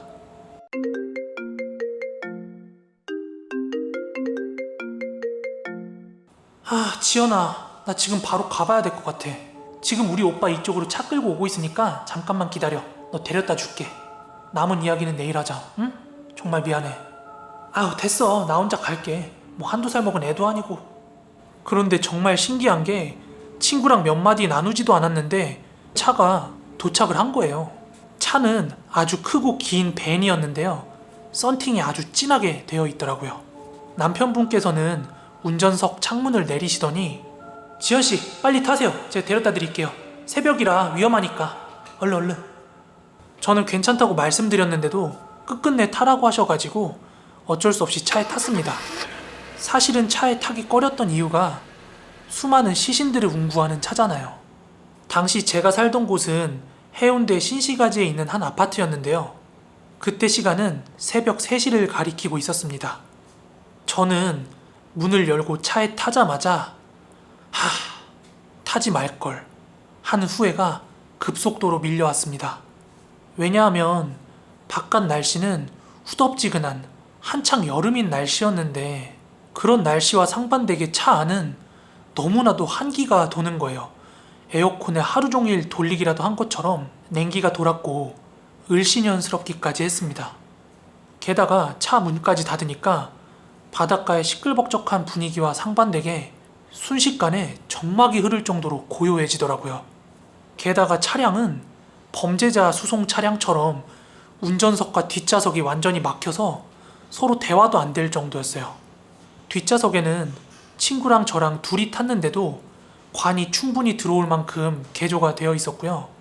친구는 그 자리에서 익숙한 듯이 노트북으로 이것저것 작업을 하면서 영정사진을 세팅할 준비를 하더라고요. 저는 이 낯설고 신기한 과정들을 지켜보고 있었습니다.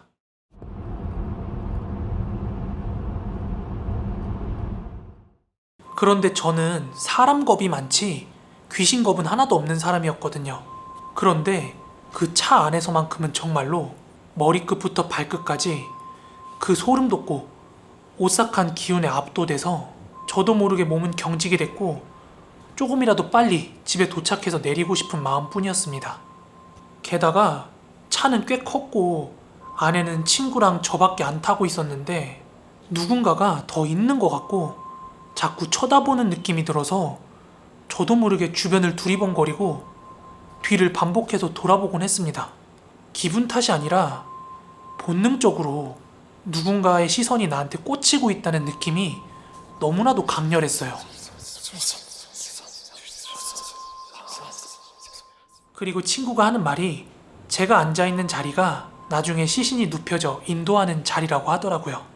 아무튼 저희 집까지는 멀지 않은 거리라서 몇 분 후에 저희 아파트 입구가 보였고 입구가 보이자마자 여기 세워달라고 막 소리를 쳤는데 남편분께서는 듣지 않으시고 저희 동 앞까지 구태여 데려다 주시더라고요. 사실 저는 집으로 바로 들어가기보다 입구에 내려서 뭔가 그 찝찝함을 털고 가고 싶은 기분이었거든요.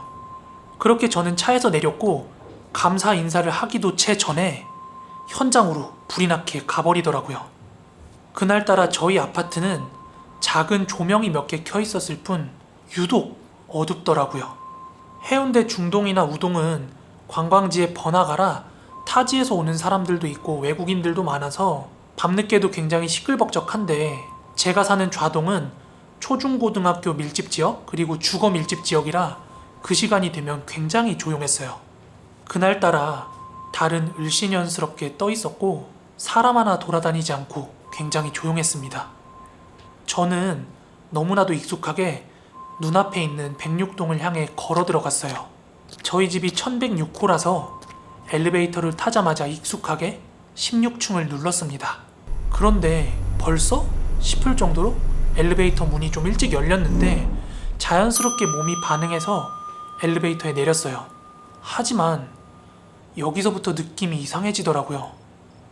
우리 집 현관과는 너무 다르고 낯선 분위기.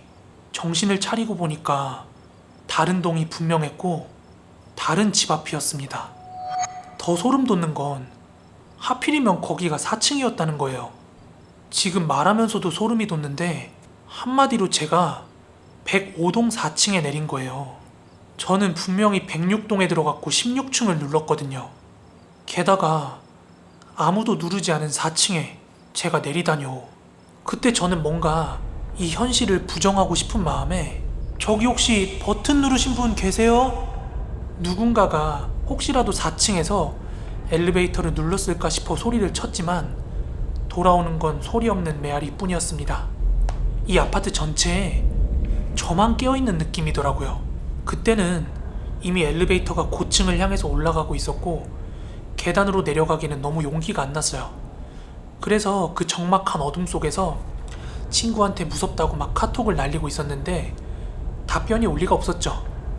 그렇게 숨막히던 시간이 지나갔고 다시 내려오는 엘리베이터를 눌러서 1층으로 내려간 뒤에 저는 다시 106동으로 향해 들어갔습니다. 후다닥 집으로 뛰어간 뒤에 찜찜한 마음에 대충 샤워를 하고 잠자리에 누웠는데요. 그날은 정말 살면서 느껴보지 못한 공포에 덜덜 떨면서 잠을 설쳤습니다. 그리고 바쁜 생활에 쫓기다 보니 그날의 일은 서서히 잊혀져 갔습니다. 그런데 지금 생각해보면 그때 소금이라도 뿌릴 걸 그랬어요. 그 일이 있은 지 얼마 안 지나서 우연이라고 하기엔 너무나 큰 사고를 겪게 됩니다.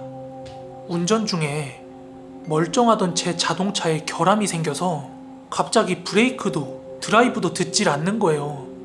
미션이 다 터져가지고 차를 멈출 수 없는 상황에 놓였는데 하필이면 내리막길에 이대로 가면은 전방에 있는 사람들 다 죽겠다 싶었던 거예요.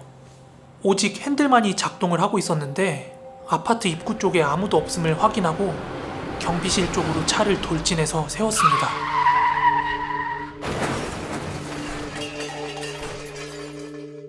경비실 옆 수도시설로 강하게 충돌을 했는데요.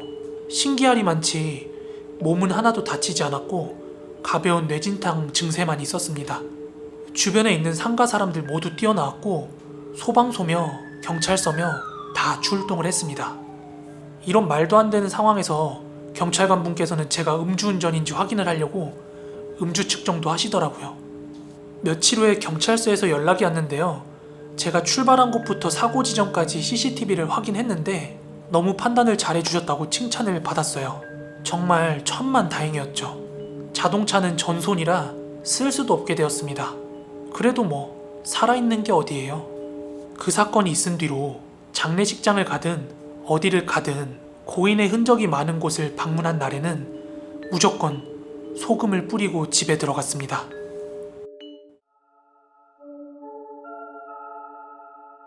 이건 굉장히 오래전 일이긴 한데요. 제 친척 중에 음향 편집이랑 오디오 쪽 담당하시는 분이 한 분 계셨습니다. 뭐 많은 분들이 알다시피 가수 또는 음향 쪽에 종사하시는 분들이 기이한 현상을 많이 목격하거나 겪는다는 거 알고 계실 거예요. 오래전에 그 친척분께서 말씀해 주신 건데 당시에 일하시던 편집실이 밤이 되면 굉장히 어두울 뿐만 아니라 칙칙했다고 합니다. 그리고 실제로 그 안에서 귀신을 본 사람들도 종종 나왔다고 합니다. 물론 그 친척분께서도 귀신을 본 적이 있다고 하는데요. 그때가 1999년도에 처음 목격을 했다고 합니다. 음향 편집을 해야 되는데 이틀 간격으로 비디오 파일이랑 오디오 파일 같은 게 자꾸 사라지더래요. 편집을 하려면 원본 비디오랑 오디오가 있어야 되는데 그게 뭐 사라진다든지 아니면은 보관해놨던 장소가 아니라 이상한 구석탱이에서 발견이 된다든지 그런 일이 비일비재하게 발생을 했대요. 그리고 하루는 또 비디오 파일이랑 오디오 파일이 있어야 할 때 없고 사라져 있어서 그 선배한테 굉장히 많이 깨졌대요. 그래서 스케줄이 빵꾸난 일을 메우려고 새벽까지 철야를 하고 있었다고 합니다. 그렇게 혼자 밤늦게 일을 하고 있는데 그 복도 끝 창고 있잖아요. 거기서 막 이상한 소리가 나더래요. 하지만 그 창고는 관계자가 아니면 들어갈 수 없는 곳이었다고 합니다. 그렇게 그분께서는 편집에 집중을 하고 있는데 창고 쪽에서 계속 칠판 긁듯이 뭔가 끽끽거리는 소리가 계속 들려와서 편집실을 잠깐 나가서 그 창고 쪽으로 가서 창고 문을 열었다고 합니다. 그런데 그 창고 안에는 머리를 산발한 한 여자가 배를 깔고 엎드린 상태에서 기괴한 소리를 내면서 테이프에서 미친 듯이 필름을 막 이렇게 뽑아내고 있더래요. 더 무서운 건 그 필름을 뽑는 손동작이 일반인의 속도가 아니라 굉장히 기괴할 정도로 엄청 빨랐다고 합니다. 그 순간 너무 놀래서 창고 문을 부여잡은 상태에서 몸은 굳어 있었는데 그 여자 형체가 땅바닥에서 배를 깔고 있다고 했잖아요. 그런데 그 자세히 보니까 배를 깔고 있는 게 아니라 하반신이 없었던 거래요. 너무 놀란 친척분은 작업하다 말고 밖으로 다 뛰쳐나왔대요. 하지만 다음날 또 출근을 해야 됐기도 했고 밀려있던 작업을 해야 됐기 때문에 일찍 출근을 했다고 합니다. 하지만 다행히도 아침 일찍 출근했을 땐 아무것도 없었고 창고에는 바닥에 널브러진 테이프랑 필름들만 있었다고 합니다. 그리고 정식 근무 시간이 되었을 때 어제 있었던 일을 선배한테 말씀을 드렸대요. 그렇게 가만히 듣고 있던 선배가 그분한테 한마디 하더랍니다. 아마 자기가 찍힌 필름 찾고 있었을 거야.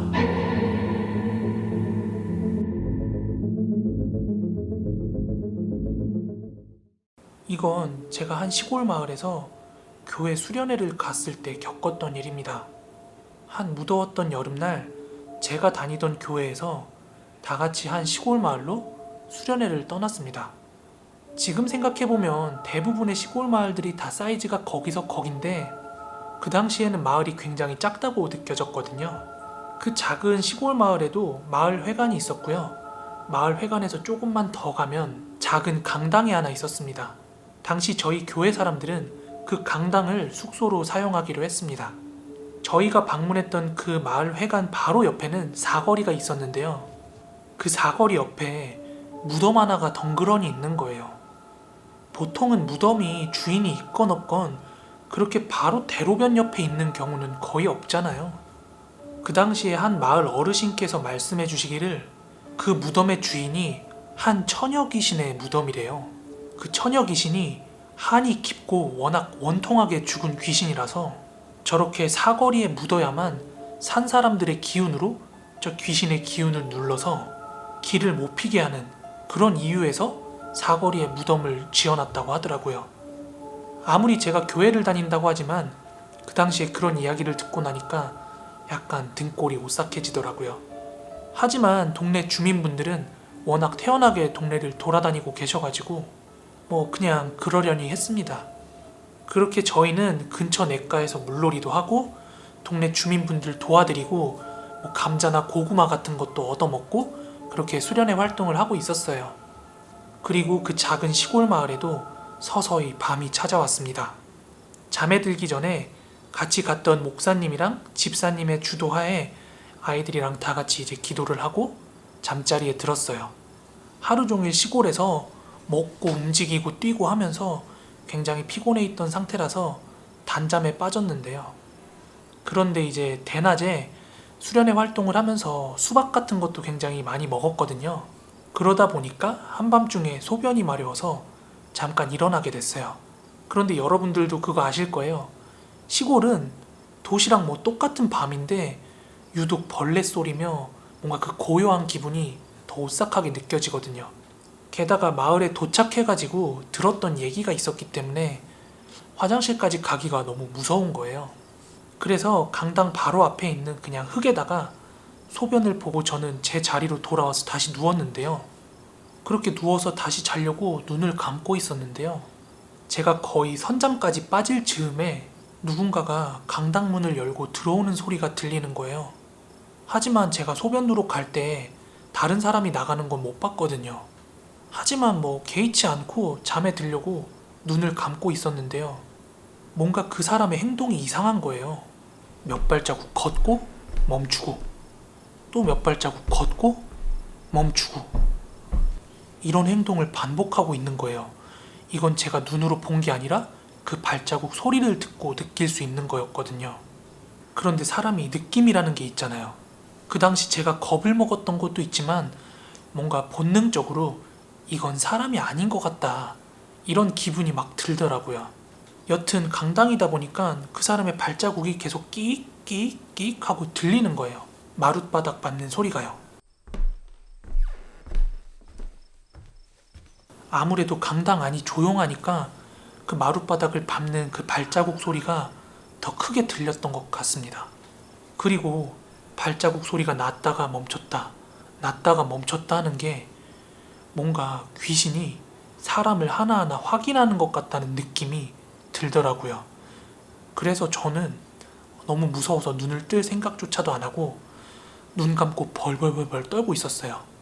그런데 점점 가까워지던 발자국 소리가 제 앞에서도 멈춰서더라고요. 그리고 고개를 숙여서 제 얼굴을 보는 건지 머리카락이 스르륵 하면서 제 얼굴을 스치더라고요. 정말 그 순간 너무 막 소름이 돋고 무서운데 제가 일어나 있다는 거를 티를 내면 해코지를 당할 것 같은 느낌이 들었어요. 그래서 정말 쥐죽은 듯이 그 순간이 지나가기만을 기다리고 있었습니다. 그리고는 한참을 그 머리카락으로 제 얼굴을 스치더니 벼랑간에 다시 발자국 소리가 나더니 문 밖으로 나가는 소리가 들리더라고요. 그리고 저는 잠도 못 자고 눈을 감은 채로 새벽이 오기만을 기다렸습니다. 그리고 새벽이 돼서 밖에서 닭 울음소리가 들리더라고요. 그리고 주변에 있던 친구들이 하나씩 일어나는 소리가 들려서 저도 조심스레 눈을 떴습니다. 그렇게 눈을 뜨고 일어나서 강당을 걷다가 정말 소스라치게 놀라게 됩니다. 저희가 머물던 그 강당은 바닥이 석재 구조였고요. 천장이 나무, 목재 구조였습니다. 제가 왜 놀랄 수밖에 없었는지 이해가 되셨으리라 생각됩니다. 그러니까 어제 그 강당에 들어왔던 귀신은 바닥이 아니라 천장을 통해 걸었던 거고요. 천장에서 머리카락을 늘어뜨린 채 저를 바라보고 있었던 거겠죠?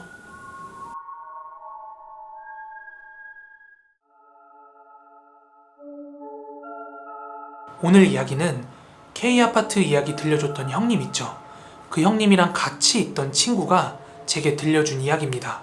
그 친구는 방촌동 옆 동네인 입석동 쪽에 서식하는 녀석인데요. 워낙 유쾌하고 말빨이 좋은 친구지만 절대로 허풍을 부린다든지 거짓말을 하는 친구는 아니에요. 때는 2010년 겨울쯤에 겪은 일이라고 해요. 당시 대구의 겨울은 이례적으로 눈이 많이 내렸던 해예요. 저희 모두는 20대 후반의 나이였지만 가슴속에 남아있는 어릴 적 낭만 때문인지 눈 내리는 그날 밤 저랑 다른 친구 2명이랑 그리고 주인공인 친구 놈이서 막창집에서 이런저런 이야기를 나누면서 밤 늦도록 함께 눈 내리는 밤을 즐기고 있었습니다.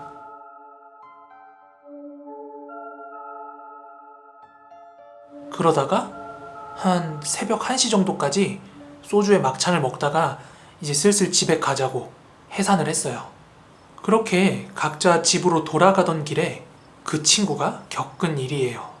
저는 처음 그 이야기를 친구한테 듣고 술도 한잔 했기 때문에 뭐 헛것 본 거 아니냐 이렇게 물어봤는데 이야기하는 그 녀석 얼굴을 보니까 아, 이거 되게 심각하구나 싶더라고요. 이야기는 다음과 같습니다. 그날 저희가 막창집에서 해산을 할 때 이 친구한테 택시 타고 가라고 무려 5,000원씩이나 손에 쥐어줬거든요.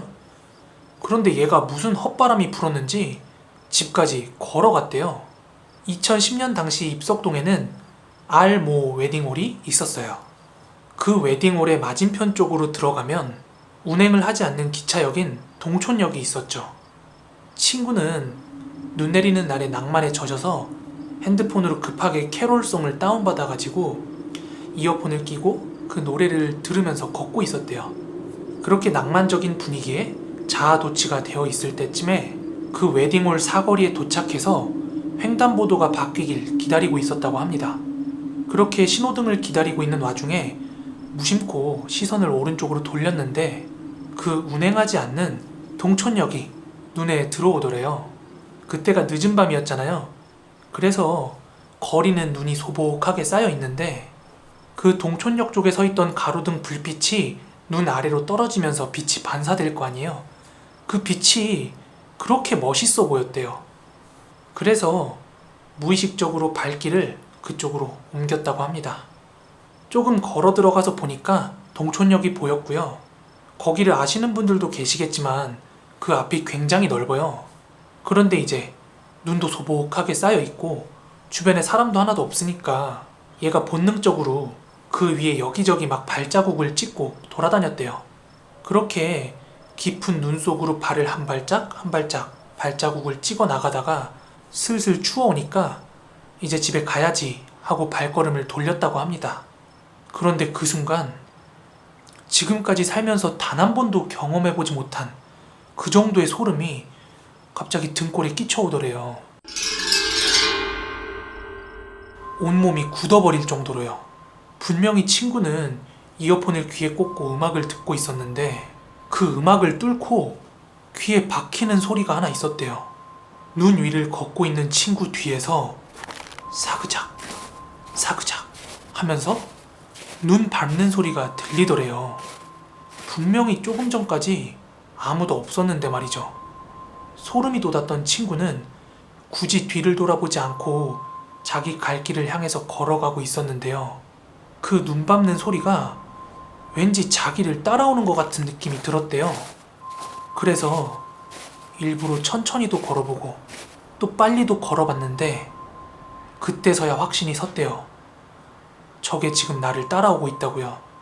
친구는 평소에도 자기가 좀 강하다고 자부를 하고 있었던 친구였기 때문에 혹시라도 강도나 치안이면 잽싸게 제압을 하자 생각하고 뒤에서 나는 걸음소리가 가까워졌을 때 순식간에 휙 하고 몸을 돌렸는데요. 절대 이야기의 흐름상 사람이 아니었긴 합니다만 녀석이 말하기를 머리에는 소복히 눈이 앉아있는 아담한 한 중년 여성이 자기를 쳐다보고 있더랍니다. 아줌마 누구신데요? 저한테 볼 일 있어요? 이렇게 물어봤더니 가만히 친구를 응시하던 그 여자가 입을 잔뜩 벌리더니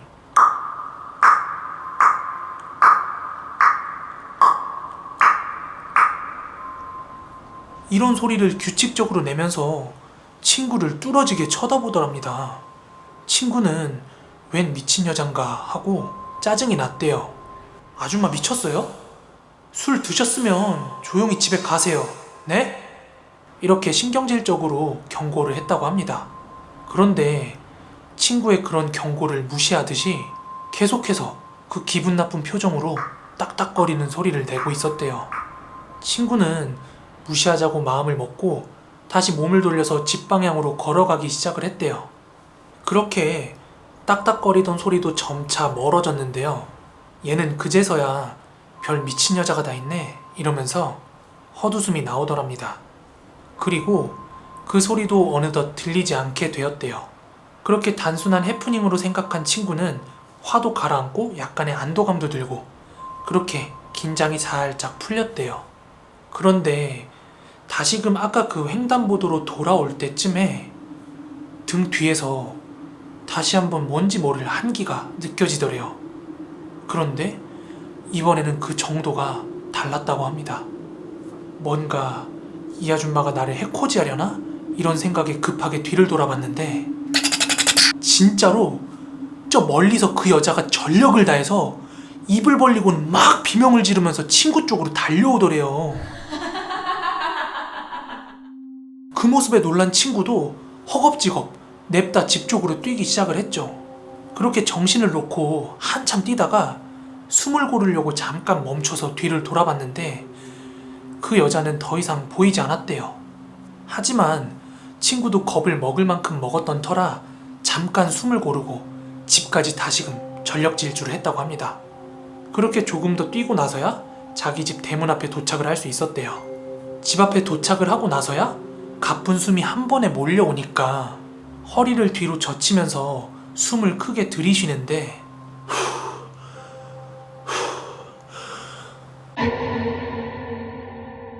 그 여자가 건물 옥상에 서서 친구를 내려보더랍니다. 너무 놀래서 숨이 턱 하고 막히는 그 순간 입을 잔뜩 크게 벌리고서는 아주 빠르게 그렇게 딱딱거렸다고 합니다. 저는 아직까지도 오늘처럼 비가 오는 날이면 굉장히 마음이 불안해져요. 그걸 처음 만난 건 2011년에 어느 여름이었습니다. 졸업을 한 학기 앞두고 취업이며 미래며 한참 막 걱정을 하던 시기였어요. 그래서 하루가 멀다 하고 자취방에서 매일매일 이력서를 작성했습니다. 반드시 좋은 곳에 취직하자는 일념 하에 얼마 안 되는 경력도 부풀려보고 마음에도 없는 자기소개서를 막 쓰면서 고군분투를 하고 있었어요. 그러던 중에 어디선가 굉장히 맛있는 냄새가 제 코를 자극하더라고요. 아마 이웃집이었던 것 같은데 정말 맛깔나게 라면을 끓이고 있음에 분명했습니다. 그렇게 갑자기 저도 배가 고파져가지고 라면이나 한 그릇 먹어야겠다 하고 부엌으로 가서 찬장을 열었는데요. 라면은커녕 스프 쪼가리 하나 없더라고요. 그동안 굉장히 바쁘게 살았거든요. 아르바이트도 하고 면접도 보고 뭐 각종 자격증 공부도 하면서 그렇게 오랫동안 장을 못 봐왔던지라 라면이나 먹을거리가 다 떨어져 있었어요. 그래서 저는 오랜만에 장을 보려고 집을 나서는데 밖에서 비가 내리고 있더라고요. 우산을 쓰고 밖에 나왔는데 비가 오면 그냥 동네 마트에서 장을 봤어도 되는데 100원 한 푼이라도 아껴보겠다고 저는 대형마트로 향했습니다. 그렇게 삼방천을 지나서 조그마한 다리를 하나 건넜어요. 그날은 비가 어찌나 오던지 다리 아래 삼방천 물이 굉장히 빠르게 흐르더라고요. 그간 날이 너무 더웠던지라 그렇게 흐르는 물과 빗소리를 듣고 있으니까 굉장히 시원하게 느껴지더라고요. 하지만 시원함도 잠시, 시원함을 넘어서 뭔가 초겨울 같은 그런 냉랭함이 밀려오는 거예요.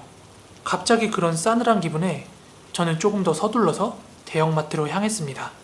마트에서는 일주일 정도 먹을 식량을 샀어요. 뭐 햇반이나 참치나 아니면 라면 같은 것들이요.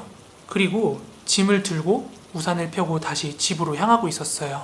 그렇게 집에 가는 길에 아까 건넜던 그 삼방천 다리를 건너고 있는데요. 한 걸음 한 걸음 걷고 있는데 마치 지진이라도 난 것처럼 막 다리가 흔들리는 느낌이 드는 거예요. 뭐지?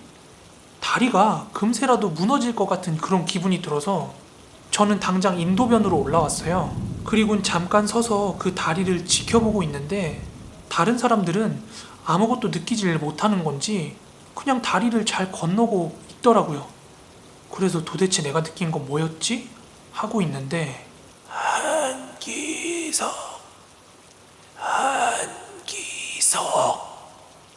삼방천 다리 아래쪽에서 누군가가 제 이름을 계속 부르는 거예요. 뭐랄까? 깨끗한 목소리가 아니라 뭔가 긁는 듯한 두 갈래로 갈라지는 듯한 그런 듣기 싫은 소리였어요. 그 소리를 들음과 동시에 본능적으로 소리가 나는 쪽을 쳐다봤어요. 그런데 거기에는 흐르고 있는 삼방천 물 중앙에 두 발을 담근 채 검은 옷을 입은 여자가 저를 쳐다보면서 웃고 있더라고요. 머리는 언제 감았는지 모를 정도로 헝클어져 있었고요. 얼굴은 굉장히 하였는데 제멋대로 삐뚤어진 눈썹, 그리고 초점이 없는 눈. 그 모습이 굉장히 기이하고 낯설기도 하면서 기분이 나빴어요. 그래서 저도 그쪽을 계속 쳐다보고 있었거든요. 그런데 계속해서 제 이름을 부르더라고요. 한기석. 하지만 생판 처음 보는 여자가 제 이름을 알고 있다는 사실이 기분이 나빠서 그대로 지나갈 수가 없겠더라고요. 저기요, 나 알아요? 그 여자는 기분 나쁜 미소를 지으면서 고개를 끄덕끄덕 하더라고요. 나는 그쪽 모르니까 아는 척 하지 마세요. 네? 사실 기분이 너무 나빠서 욕이라도 한 바가지 해주고 싶었는데 그 여자가 뭐 저한테 잘못한 것도 없고 그냥 미친 여자인가 싶어서 큰 소리만 치고 저는 집으로 향했어요. 그런데 겨우 몇 걸음을 떼었을 쯤이었어요. 저는 걸음을 멈출 수밖에 없었습니다. 곁눈질로 삼방천 쪽을 바라보고 있었거든요. 그런데 아까 그 여자가 굉장히 빠른 속도로 벽을 타며 기어 올라오고 있는 거예요. 본능적으로 저건 사람이 아니다 라는 생각과 함께 잡히면 뭔가 큰일 날 것 같다는 그런 생각이 들어서 미친 듯이 막 집으로 뛰었어요. 게다가 평소에는 골목골목에 한두 사람이라도 걸어 다니는 사람이 있었는데 이상하게 사람 한 명 지나다니지 않아서 저의 공포심은 극에 달하고 있었습니다. 그렇게 죽기 살기로 집에 들어와서 현관문은 물론이고 집에 있는 모든 창문을 다 잠궜어요. 그리고 저는 방구석 한쪽에서 이불을 둘러싸고 벌벌 떨고 있었어요. 혹시라도 그 여자가 따라와서 문을 두드린다든지 창문을 두드릴까 봐서요. 그래서 조금 전에 제가 겪었던 거를 친구들이랑 얘기를 하면 좀 풀릴까 싶어가지고 전화를 하려는데 오다가 핸드폰 떨궜나 봐요. 아무리 주머니를 뒤져도 핸드폰이 안 보이는 거예요. 게다가 당장 다시 핸드폰을 찾겠다고 밖으로 나가기에는 그때 간이 콩알만해져 있었어요. 그래서 급하게 컴퓨터를 켜고 네이트온에 접속을 했어요. 혹시라도 접속해 있는 사람이 있으면 핸드폰 찾는 걸 좀 도와달라고 요청하려고 했죠. 그런데 그때가 막 스마트폰이랑 카카오톡이 활성화되고 있던 시기라서 아무도 네이트온에 접속을 안 해 있었는데요. 딱 한 명이 접속해 있더라고요. 걔가 05학번 학교 후배였는데 굉장히 저희 과에서 또라이로 유명했어요. 선배들이 유일하게 포기를 할 정도로 애가 기가 세고 버릇이 없었어요. 그래서 메시지를 보낼까 말까 고민하다가 핸드폰을 찾아야 하기 때문에 메시지를 보냈어요. 내가 지금 핸드폰을 잊어버려서 그런데 내 폰으로 전화를 한 번만 좀 해달라고. 그랬더니 녀석은 그 부탁 하나에 찾으면 삼겹살이며 술이며 뭐 이런저런 걸 사달라고 하면서 딜을 걸더라고요. 그래서 저는 일단 찾아만 주면 뭐든 해주겠다 이렇게 수락을 했어요. 그랬더니 지금 전화 중이라고 메시지가 오더라고요. 그런데 그때 제 방 현관문 밖에서 제 휴대폰 벨소리가 들리는 거예요. 그래서 저도 모르게 재빨리 현관문을 열었는데 밖에는 아무도 없고 심지어 휴대폰도 없고 지나다니는 사람도 없는 거예요. 하지만 그건 분명히 제 핸드폰 벨소리였어요. 왜냐하면 저는 그 당시 핸드폰 벨소리를 제가 좋아하는 음악을 잘라서 벨소리로 해놨던 거라서 다른 사람이랑 벨소리가 겹치기가 굉장히 힘들었어요. 그 벨소리는 제 것이 분명했습니다. 그래서 다시 현관문을 닫고 컴퓨터 앞으로 갔는데 그 후배가 로그아웃을 했더라고요. 그렇게 자포자기 심정으로 침대에 누워서는 도대체 그 여자는 뭐였을까? 잠시나마 내가 잘못 본 걸까? 이런 생각에 꼬리 물기를 하다가 어느새 스르르 잠이 들었습니다. 그렇게 얼마나 잤을까요? 느낌이 이상해서 자연스럽게 눈이 떠졌거든요. 눈을 뜨고 의식이 돌아오는데 침대가 좌우로 흔들리고 있는 거예요. 이게 무슨 일인가 싶어가지고 벌떡 몸을 일으켰는데 삼방천에서 봤던 그 여자가 제 앞에 서 있더라고요. 제 발 아래쪽에서 침대를 흔들고 있는데 아까처럼 씩 하고 해괴망측한 미소를 지으면서 본인 머리도 이렇게 좌우로 흔들면서 한기석 제 이름을 부르더라고요. 너무 무서워서 저는 있는 힘껏 비명을 막 질렀어요. 그때 그 순간 갑자기 누군가가 저희 집 문 현관을 막 두드리는 거예요. 그 문을 얼마나 세게 두드리는지 제 앞에 그 미친 여자도 침대를 흔들다가 멈추더라고요. 야, 문 열어. 빨리. 새 샌다. 정신을 차리고 보니까 그 목소리는 아까 그 버릇없다는 05학번 후배였어요. 현관을 막 부실 듯이 두드리면서 문을 열라고 하는데 이윽고 옆집 사람들도 놀라가지고 복도로 나왔나 봐요. 막 다투는 소리가 들리더라고요. 그런데 녀석은 아랑곳하지 않고 적반하장하면서 오히려 막 역정을 내더라고요. 그런데 정말 놀랐던 건 제 이름을 부르고 침대를 흔들던 그 여자가 당황하면서 방 이곳저곳을 돌아다니면서 막 어딘가에 숨으려고 하는 거예요.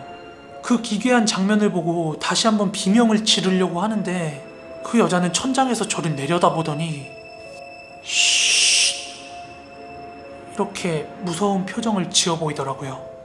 문 밖에서 후배는 더 격정적으로 막 문을 열라고 소리를 지르고 있는 찰나에 이 여자가 창문 쪽을 가리키면서 마치 저한테 문을 열라는 듯이 신호를 주는 거예요. 겁에 질린 저는 따를 수밖에 없었고 창문을 스르르 열었어요. 그러자 그 여자는 마치 고양이가 창문을 뛰어넘듯이 그렇게 창밖을 넘어서 밖으로 도망가더라고요. 그렇게 저는 현관으로 나가서 문을 열었는데 그 후배가 스벌 진짜 꼬라지를 보니까 귀신한테 딱 홀렸구만. 뭔가 이 상황을 깨뚫어 본 것 같은 그 후배 때문에 제가 잠깐 벙쪄 있었거든요. 그랬더니 왜 어떻게 알았냐고? 이후 그 녀석의 말은 이렇습니다. 녀석은 제가 전화를 해달라는 부탁에 제 핸드폰 번호로 전화를 했대요. 다행히도 어떤 여자가 전화를 받아서는 본인이 핸드폰을 주었으니까 7시까지 삼방천 다리 위에서 만나자 이렇게 얘기를 하더랍니다. 그래서 녀석이 시간을 맞춰가지고 그 삼방천 다리 위로 갔는데 핸드폰만 덩그러니 떨어져 있고 뭐 여자는 없었대요. 녀석은 그 여자가 귀신이라고 하더라고요. 삼방동에서 굉장히 유명한 귀신. 이어서 귀신이 자기를 속이고 저한테 와 있을 거라는 생각을 하고 이 녀석이 저한테 향하고 있었대요. 저희 집 쪽으로요. 그런데 갑자기 트럭이 빗길에 미끄러지면서 그 친구를 향해서 돌진을 했고 다행히도 간발의 차이로 피하긴 했는데 트럭은 삼방천 위에 있는 나무 난간을 들이받았다고 합니다. 자칫하면 죽을 수도 있는 상황이었기 때문에 이 친구는 이게 자기에 대한 도전이라고 생각을 하고 굉장히 화가 났대요. 그렇게 저희 집으로 달려온 거였어요. 아마 전화 받고 내 정체 알았을 거야. 이 요망한 귀신년. 그래서 저는 조심스럽게 물었어요. 네 정체가 뭔데? 너 뭐 신내림이라도 받았냐? 녀석은 저한테 뭐 알 거 없어 이런 식으로 반응을 하긴 했지만 나중에 시간이 흘러서 뭐 무당 비슷한 거라고 알게 됐어요. 그래서 그 여자 귀신도 녀석을 알아채고 도망간 거고요. 아무튼 핸드폰도 찾고 귀신도 내쫓아냈어요. 저는 약속대로 그 녀석을 고깃집에 데려가서 같이 식사를 하면서 얘기를 나눴는데요. 녀석이 저한테 삼방동 귀신에 대해서 알려주더라고요. 그 귀신은 꽤 오래전부터 삼방동에 살고 있는 물귀신이라고 합니다. 삼방천을 돌아다니면서 주변을 지나는 사람들한테 끊임없이 말을 건대요. 사실 이 귀신이 일반 사람들한테 안 보여야 정상인데 혹시라도 보인다든지 아니면 목소리가 들린다면 절대로 모른 척을 해야 된다고 합니다. 아는 척을 하게 되면 그때부터 자기의 모습을 드러내면서 죽을 때까지 쫓아다니면서 괴롭힌다고 합니다. 그래서 그 후배 녀석은 반드시 잡아야 하고 본인이 잡을 거라고 하더라고요. 그렇지만 수년이 지난 지금까지도 잡지 못했다고 합니다. 그만큼 그 귀신이 사악하고 영악하다고 합니다.